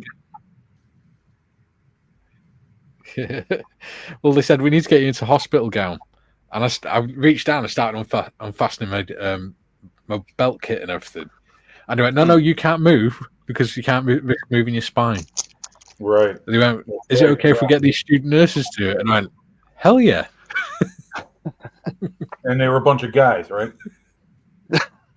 No, they're all women. Nurses. It's brilliant. Wow, that's pretty. I mean, all kidding aside, that's pretty serious, man. That's a hell of a story there. Yeah, I mean, if you've been, I mean, concussions and all serious kind of head injuries like that, we are in the stone age of knowing about the long-term effects. Well, it wasn't even. It turned out it wasn't even concussion. I damaged my brainstem. Still, that's very serious. Very, very serious. Yeah. It's not just a concussion. No. So that's why I've lost my power. Is that why you were medically discharged? Oh no, that was before I went to Iraq. Oh my God! What I was a only warrior. 18 when that happened. Jeez. Well, they say we're bulletproof at that age. I was only a kid when that happened. Fuck! I'm sorry, I didn't mean to say that. Excuse me, but that's just what? Holy moly! Explains a lot, doesn't it? Well, I don't know about that. I'm just saying the long-term effects of something like that. I mean, do you have full coordination of your hands and feet? I mean, can you grip something and hold on to it? I mean, was there any effects physically from that? Long-term? Not sure, to be honest, because I've got fibromyalgia now, so that sort of clouds everything. So okay. I'll have spasms and things, and okay. Sometimes I do have problems with stuttering and things now, but yeah. Well, the reason I ask is that there's a modeler out on the YouTube. His name's Will Pattison, Pattion, and he was injured in a think it was a motorcycle accident, and you see him when he tries to hold parts on camera. He only has command of his inner digits of his fingers, his outside fingers, I believe, the ring and pinky. He can't get to work the way he wants them to, and it was part of the injury he suffered. That's right. I mean, I don't think it had any too much adverse effects from it, but I know my personality did change. Really? Okay. Well, that's part of it. That I think science is just starting to come around to understanding that there's other, there's just a world of effects that come from some kind of serious injury like the one you incurred long term. Yeah. I mean, like I said, we're in a stone age of understanding all of this stuff. Yeah. I know, especially when I come back from Iraq and things, but my temper was a lot worse. Okay. Because before that happened, I was always really shy and quiet. And after? After, I was a lot more vocal and I wouldn't say confident, but more pig-headed and things like that. Okay. Sorry to make you the focal point. I'm just curious about this stuff because you hear so much about concussions and how serious they are and everything, and hearing that was I've worked it out a while back. I think I've had 7 concussions. Jesus. 7. I've certainly been knocked out a few times. Yeah. Professional athletes don't have that many in their careers. Yeah. Because when I was 16, I was climbing over a fence, and when I went to jump off the fence, the plank gave way, and I literally just went face first into the floor. Now, bearing in mind, I'm 5'11". Yeah. And the fence was about 3 foot high. So I've gone face first onto the floor from about 9 foot. Woohoo! So I was out cold for that. I would think so. When I was 17, me and my ex-girlfriend were riding our mountain bikes, and I decided it'd be fun to ride down this grass bank, and not realizing that in the grass, as I was riding, I saw this long bit of grass, and I just saw a corner of something grey sticking out. Turned out there was a breeze block sticking out the ground. So my front wheel hit it, and I went straight over the handlebars and KO'd myself. And I just remember waking up with my head on her lap. There's obviously that one where I got dropped on my head. There's another one where I was doing mountain biking in Capel Curig as part of adventure training, and we were going down this gravel path. Me and my mate were racing down this path, and I remember looking at the speedometer on the bike, and it said 17 miles per hour. And next thing I remember was I felt the back end slide sideways, and I just remember going up in the air over the handlebars, and that's it. The next thing I remember, I was sat up in a ditch with a mate who had a pale blue T-shirt on covered in blood. And I looked at him and I said, "Why is your T-shirt covered in blood?" And he went, "That's yours." And I went, "What do you mean it's mine?" "What are you talking about?" He said, "You came off the bike. I just nearly ran over your head." "I only just managed to stop in time." He said, "You literally bounced on your head down the road." Oh, goodness. Yeah. Luckily, I had the helmet on. Yeah. Well, that's what people. That's why people ask me why I wear a helmet. Protect my head. Well, thing is, well, because it was up on the mountain, we were in the forest, so even if we'd had a helicopter come out, they wouldn't have been able to get to me. So I had to walk all the way back down the mountain, covered in blood and everything, because not only had I bounced on my head, I'd obviously slid on the gravel as well. So all my left arm was cut open, all my ribs and my side and my hip were all cut open. Damn. So I walked back down and then went back to camp. The medic had to clean all the wounds out and stuff. Yeah. That was fun. What was the other one? Oh, we were doing a training exercise, and it was in the middle of winter, and I went to run into this building, not realizing there was a patch of ice outside the door. I slipped and fell backwards and hit my head on a rock.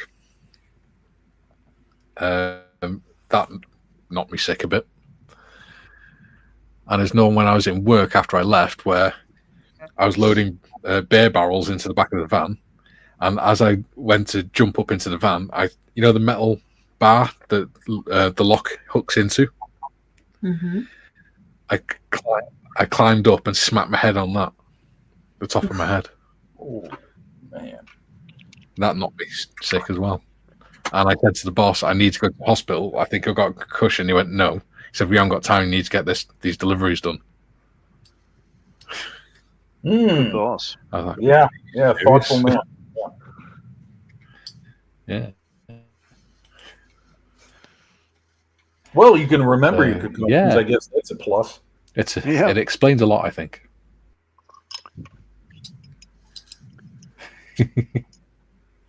No, seriously. I mean, there's some big people who, I've heard stories like a football players. They're like, I can't remember the time from when I hit the ball in my hand waiting to go till when I woke up in the hospital.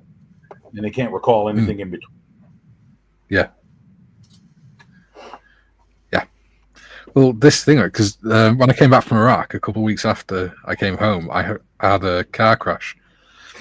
And all I can remember is seeing a wooden post in front of the car, hearing the noise, and then looking to my right and seeing the tarmac road whizzing past my face.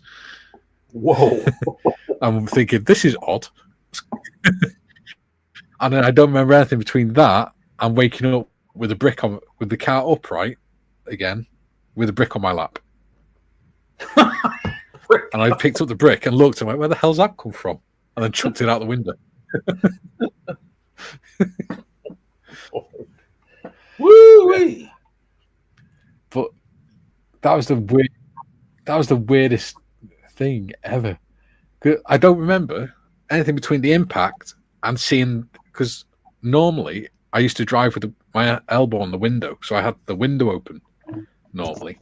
But because it was a cold night, I had the window shut, so I had to keep my arm away from the window. But luckily, as the car got onto its side, it smashed the window. My arm wasn't there. So all I can remember seeing is the road whizzing past my face. Wow. Perhaps we should change it to BVC to mean bearded veteran concussions. See, Al Murray doesn't know about you because, he's quite proud of the fact that Britain have never lost a war. But I reckon you should have, with your sort of background. Talk yourself out of that one, John. See, you say that, but Al Murray does know about me. Al Murray does know about me. I'll have you know, because he's on my Instagram. He follows me on Instagram. Holy crap! Yeah, I'd follow you on Instagram if I can get on the bastard. I'm not going to bother. Out of the 60-odd thousand people that follow him, he only follows 2,500 of them, and I'm one of them. Amazing. So there we go. Sonic says, just remind me of Vivian's hamster special patrol group, the young ones.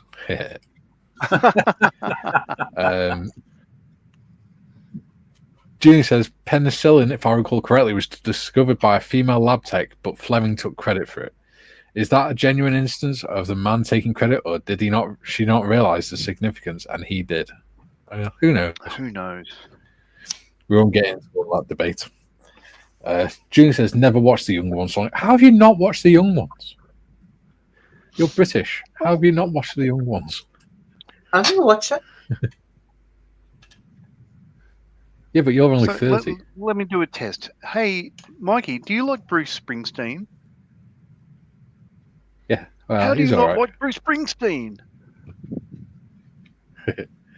Born in the USA was one of the first songs I learned on guitar.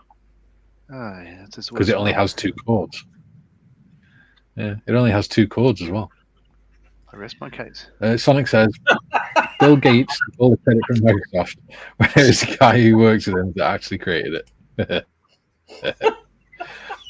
Junior says, I was hallucinating for about 2 weeks solid just over 4 years ago. Infection untreated by GPs went mental and apparently complained to a carer the whole world was blue. No, the bedsheet was blue. Oh. Sonic says, geez, Mikey, that's mental. No pun intended. Junior says, I had viral meningitis at 19 and my memory is crap. I'm pretty sure since then, also my crappy voice only dates back as far as that effing infection 4 years ago. Oh. Interesting. Really interesting bunch, aren't Junior we? says, yeah. Junior says, I'll shush or I'll keep going on about medical F-ups.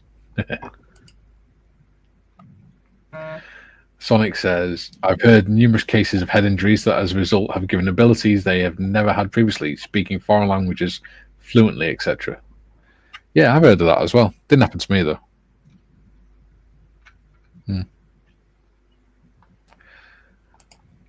Just maybe the man I am today.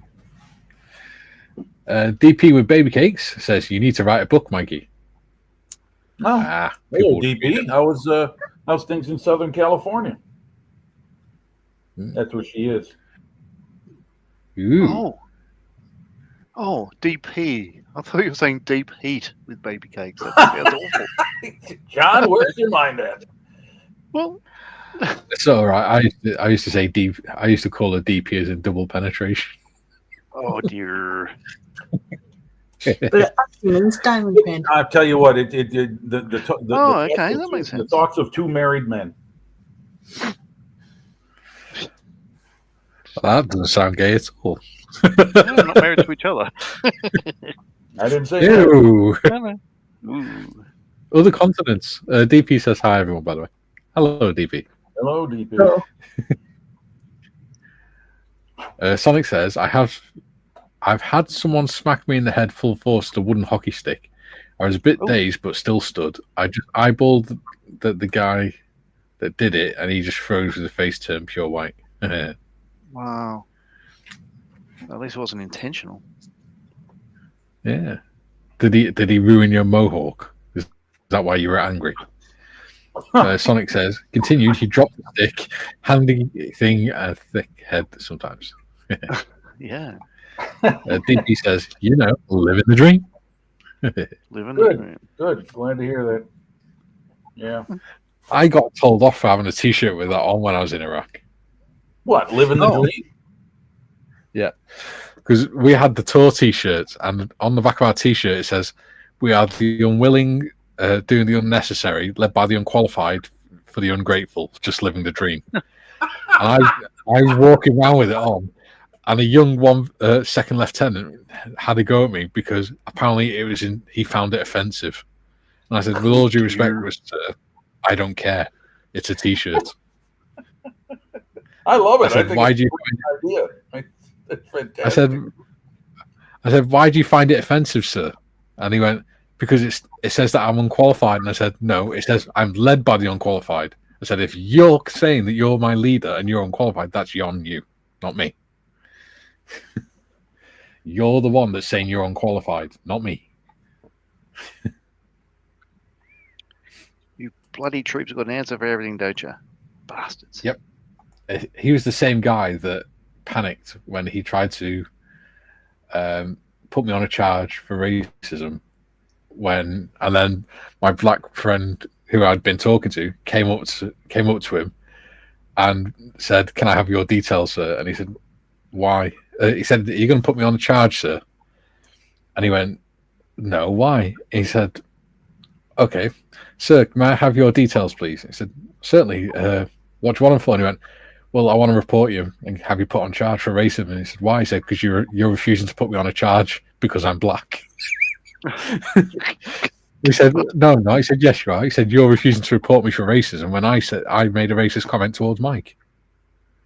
He said, but you're willing to put Mike on a charge for making the same comment towards me. Friend should be a lawyer. Good argument. So the lieutenant just closed his notebook and went, just don't do it again, and ran off. Love it. Yeah. So we couldn't help but laugh because he was on guard duty at the time as well. Funny. You happen to guard him when he's a guard? Yeah. He was a good lad, Bruno. It's because he was from South Africa, but we had a white South African as well in our company, and they said back home they would never speak to each other because unless they were obviously in the army or whatever, because back home black people didn't speak where they were. Black people didn't speak to white people. Except, but in the army, they're best mates because they both got the same. They realised they're both the same hobbies and things like that. Right. It's quite funny. I remember being on guard duty with the white guy one night, and we were stood talking. And next minute, all we saw was these little desert rats hopping across the road. And he went, "Whoa, look at that one!" And I was like, "What?" And he went, "That one's bouncing on his balls." I had two massive swollen balls. He was like, "It's like it's bouncing across the road on a space hopper."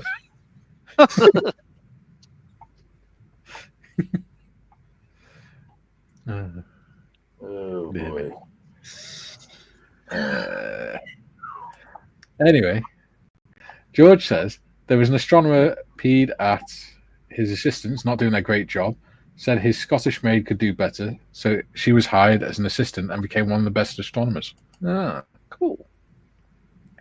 Nice. Drew says the young ones never interested me, Mikey. Quite a few films and series from the 80s deemed classic.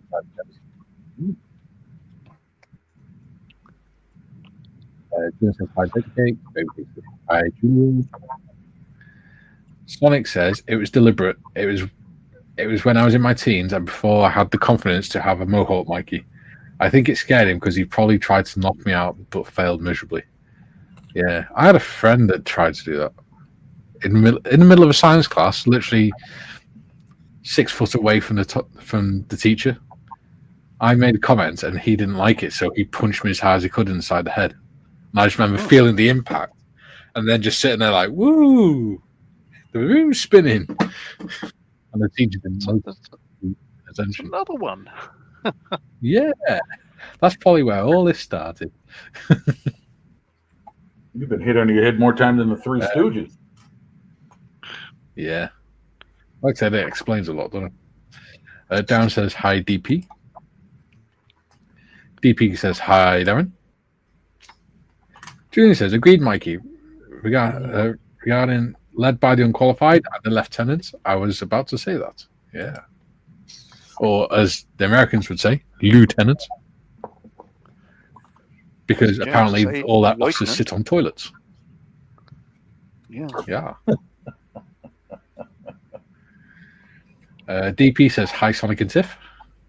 Wonder if Navy say David lieutenant says. as well. Lieutenants should not be let out without a chaperone, i.e. a lance jack. Yes, I totally agree. Especially the one pit wonders.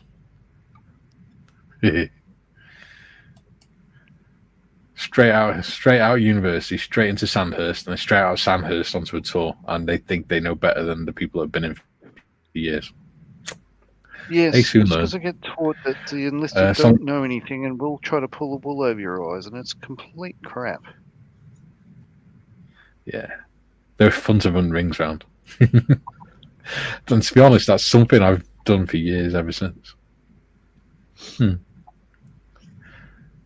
because it's been hit in the head one too many times. You walk in circles. Well, I was having a while ago. I was having a debate with someone about politics, and they ended up because they were losing the argument. They resorted to, "I went to university, so I know what I'm talking about," and I went, "You studied art history in the 80s. Nothing you learned is relevant to this conversation." Yeah, exactly. Yeah. The liberal arts degree. That said that. What has that got to do with anything? And I went, I know how to analyze data. And I went, oh, you know how to read information. Wow, we didn't learn that in junior school. Yeah. So just because you can pass an exam doesn't mean you know everything about everything. Yeah. Sonic says, "Hey, baby cakes."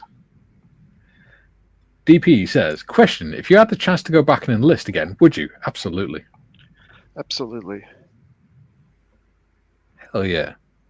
If I had if my lower back was okay. But it's Yeah, not I think like I'd have gone I had to into take the Air Force. anti-inflammatories today because I was in a fair bit of pain. Controversial, but I think I would have gone into the Air Force for an easy life. For an easy life. Well, Mm. I just don't see the point. Well, I like, wouldn't have had to do the same fitness tests and things, would I? So, well, it is interesting. I mean, you know me, Mikey, and I'm going to say this again. It's not a Yeah. competition. I never try to talk one service or experience up above any others because, what people do, like which branch they serve in and where they go and all that Yeah. sort of stuff, isn't decided by you. It's decided by somebody in a recruiting office that has completely no idea. They just look at figures and we have a slot over there. So you can well, this walk is the in weird thing to join the because army, and you could be slotted towards the Air Force, and it may not be your fault. So, well, this is the thing because I was reservist when I was still in sixth form when I joined up. So I was in school during the week, and on the weekends I was going into doing the reserves. So I joined my local unit, and we did the aptitude test, and they said, "Well, you got really good marks, so you can do whatever trade you want." wow. And I went, "Cool. Can I be a vehicle mechanic?" And he went, "Yeah, if you want." And I always thought the recruiting sergeant was just saying that Hmm. because I never thought myself as particularly intelligent. But I got my army records last year, I think it was. I actually got all my army records, and included in them was my aptitude test papers, or copies of them. And on my aptitude test, there's two parts to it, and I got a couple wrong on the maths one, but that was it. I still got something like 80, 90%. And then on the other one, I got 100%. I was like, huh, maybe I am intelligent. Kind of, maybe. Huh. I think it's just all these concussions have made me a bit slow in the old thinking department. So yeah, I'd join up again. Like I said, I'd probably try a different branch, just for out of curiosity. Jimmy says we were playing rounders in school, a bit like baseball, Jim, with a tennis ball and a cricket bat. I was wicket keeper and caught the ball smack in the face of the bat from 2 foot away. Ooh. I remember doing cricket in school. That was funny. Because the teacher was bowling, and one of the lads hit the ball, and it cracked him straight in the clacker bag. Oh no! All we saw was this ball go straight at the teacher, and then the teacher just double over and just fall to the floor and lay on his side. And we were all just laughing our heads off. Well, he was a new teacher as well. He'd only just qualified.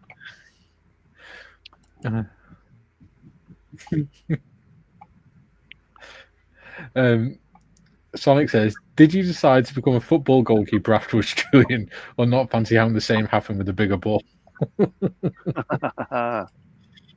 Cricket balls hurt. Tennis balls they do. Julian said, "Another time you were practicing throwing the club. I was told not to sit next to the one throwing it, but behind them for safety. I got smacked over the head with the club, so much for safety." Whoops. And then Sonic saying, "Come back." Yeah. Right. We have got like 10 seconds left.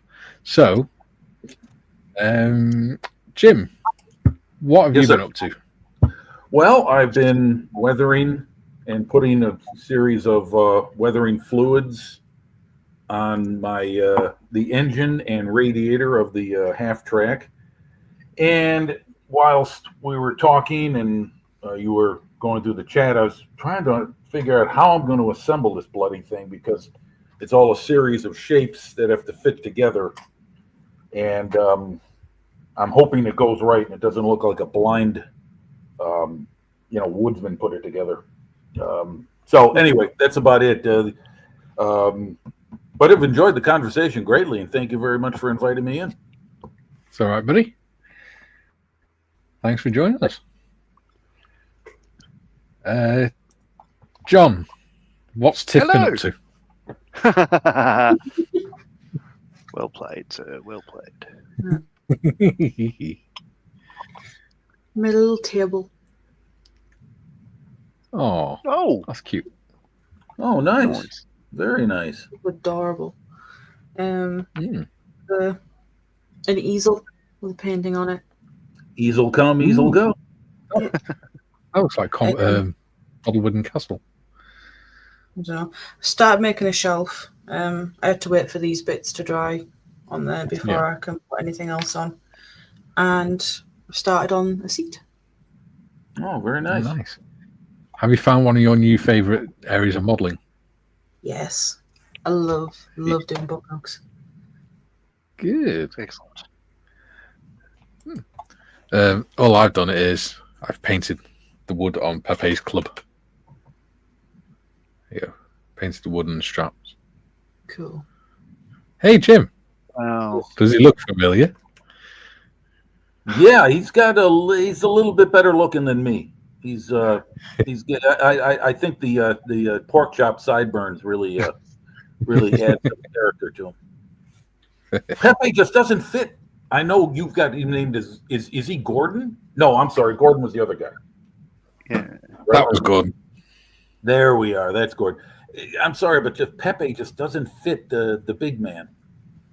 I know it's not the name you gave him, but I'm just saying. It's just what the modelling company named it. Yeah, I'd call him like Igor or something like that. Yeah. John, we'll finally get to you. All right, so I've just been continuing with this. So what I have done is, the trim wheel went on. One of the two. Let's see. That's the empty casings.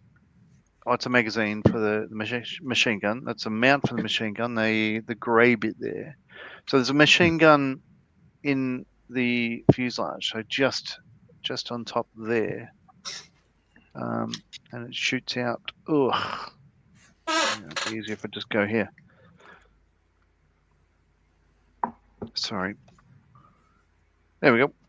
So it sits up there, and you can see it. It's a bit of a scallop in the fuselage there. So that's the mount for that.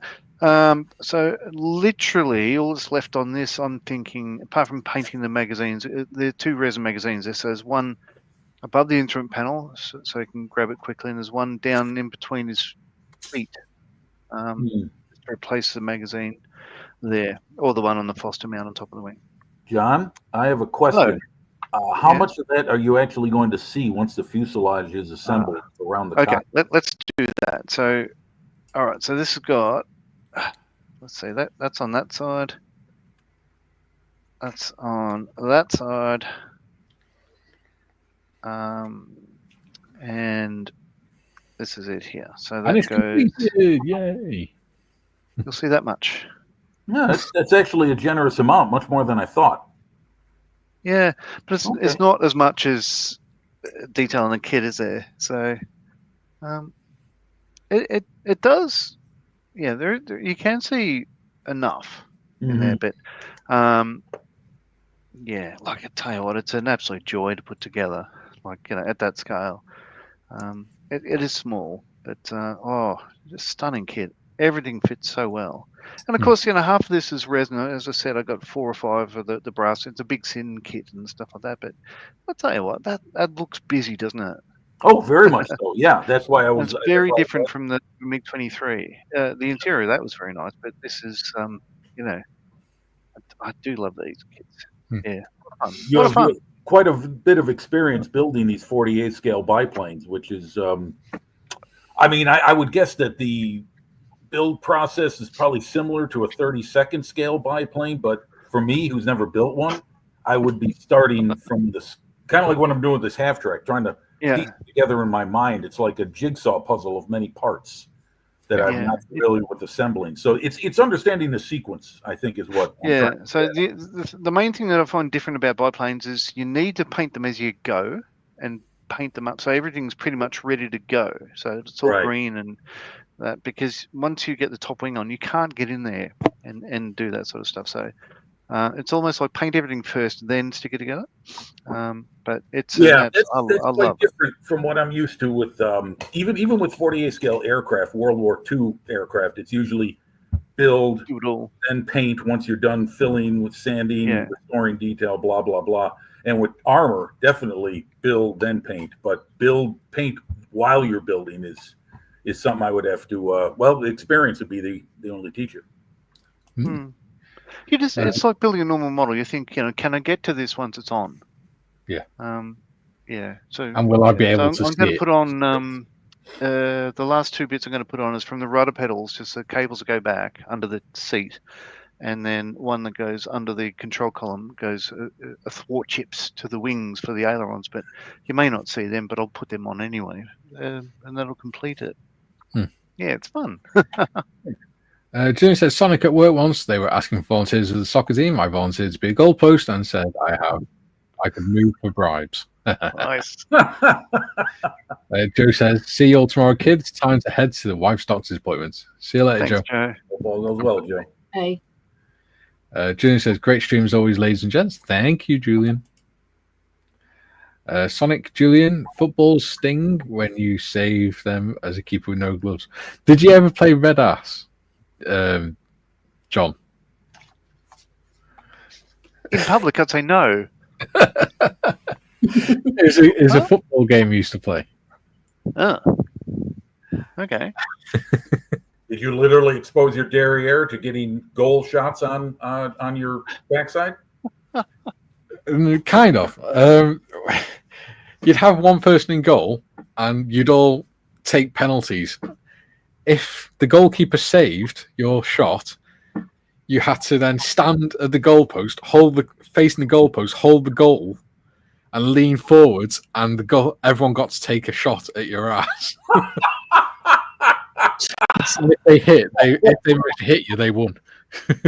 Wow. And you did that with a group of friends. Yes. Okay, I wonder. I'd question my friends. It was a very popular game when we were teenagers. Yeah. Never mind questioning friends, I'm questioning Mikey's sanity. I questioned that many years ago, mate. Can I ask a quick question? Sure, I'll make this brief. This is for all of you. You all live in countries where you use the word mate all the time. You say that to both male and female. I mean, you just said it to Tiff. Is it you say the same thing? Well, you don't know what you're talking about, mate. Sorry. Yeah. Well, I live in a country where the C word is a term of endearment. Yes. That's Scotland as well. Scotland do use that. See, in Wales we use butt a lot. Use what? Excuse me? Butt. B-U-T-T. Oh, okay. The buttocks. Well, no, we use it instead of bud. Oh, I see. Okay. Right. Well, I'm learning. That's.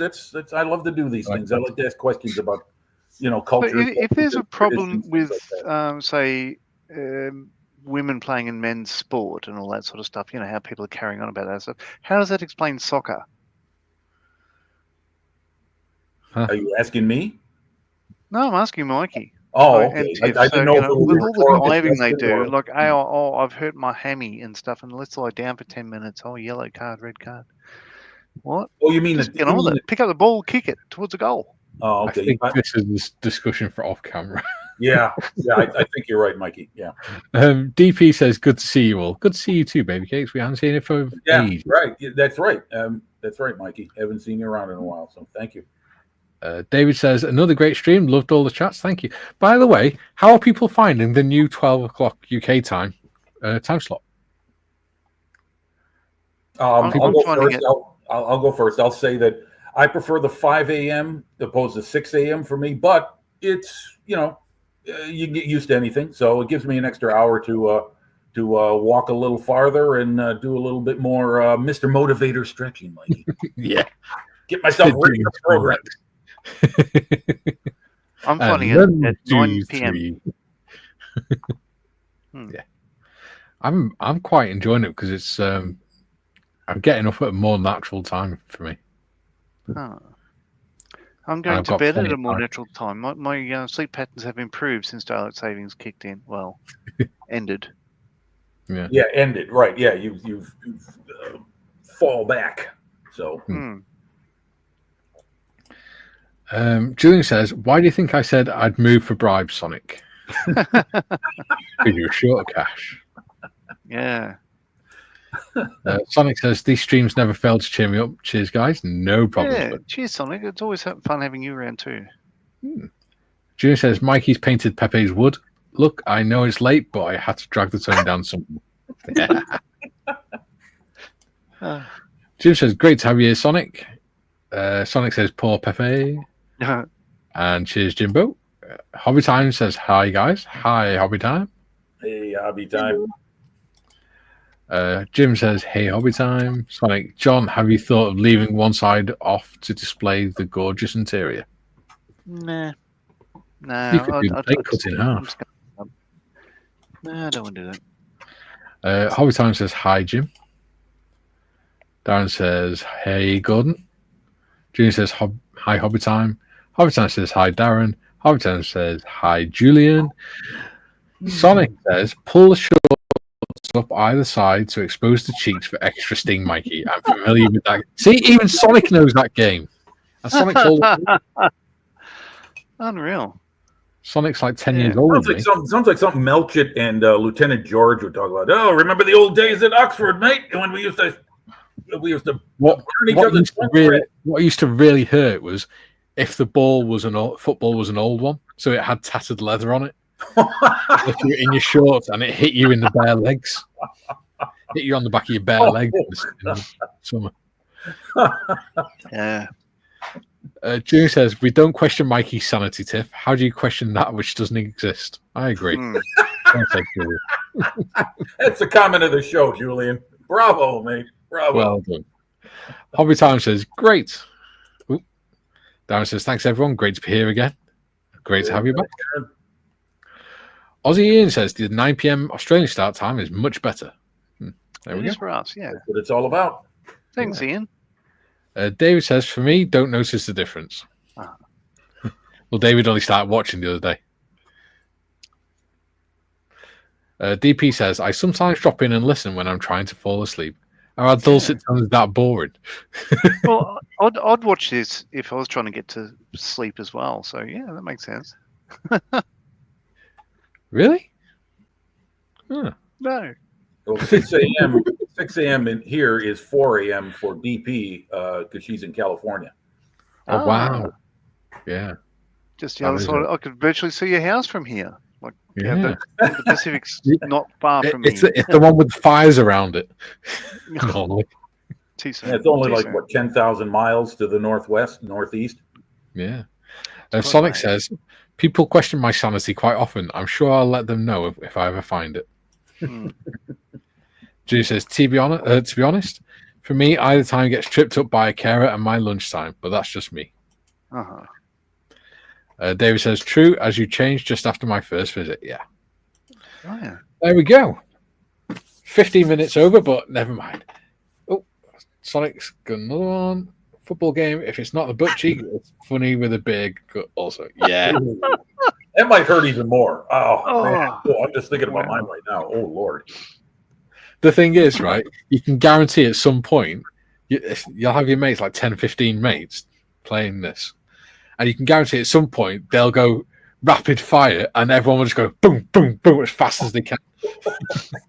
You mean everyone? You mean it's played not with multiple footballs, not just one? During practice, yeah. Yeah. During practice.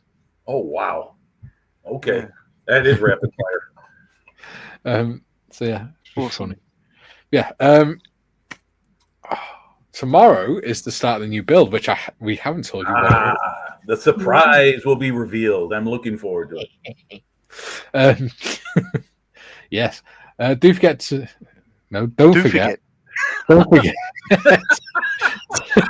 to check out the hints or herrings either on Facebook, on the channel Facebook page, or on the channel's Discord and Shoot the Breeze. See if you can figure out what sort of model we're making tomorrow. Yes. And tomorrow I will tell you the connections for all the videos. Oh. Kind of like Okay. Gary's mystery box Nick. I given up already, so I'm just going to wait for the final reveal. Right. Yeah, kind of. But if you know your music, then you'll enjoy it, and I think you'll work it out. I don't. I only know what I like. Sorry And I about don't mean the yawn. song. That was a song by Genesis. I know Yes, what I like. know. And you know who wrote that? You know who wrote that song? Steve Peter Hackett. Gabriel. Steve Hackett. Steve Hackett. It's 1 Cool. o'clock and time for lunch. Dum-de-dum-de-dum. Yeah, I know what I like, and I Hmm. like what I know. There we go. DP says not boring at all, and too late. I forgot already. Cool. Right. Back tomorrow at 12 o'clock. We shall see you all there. Hopefully.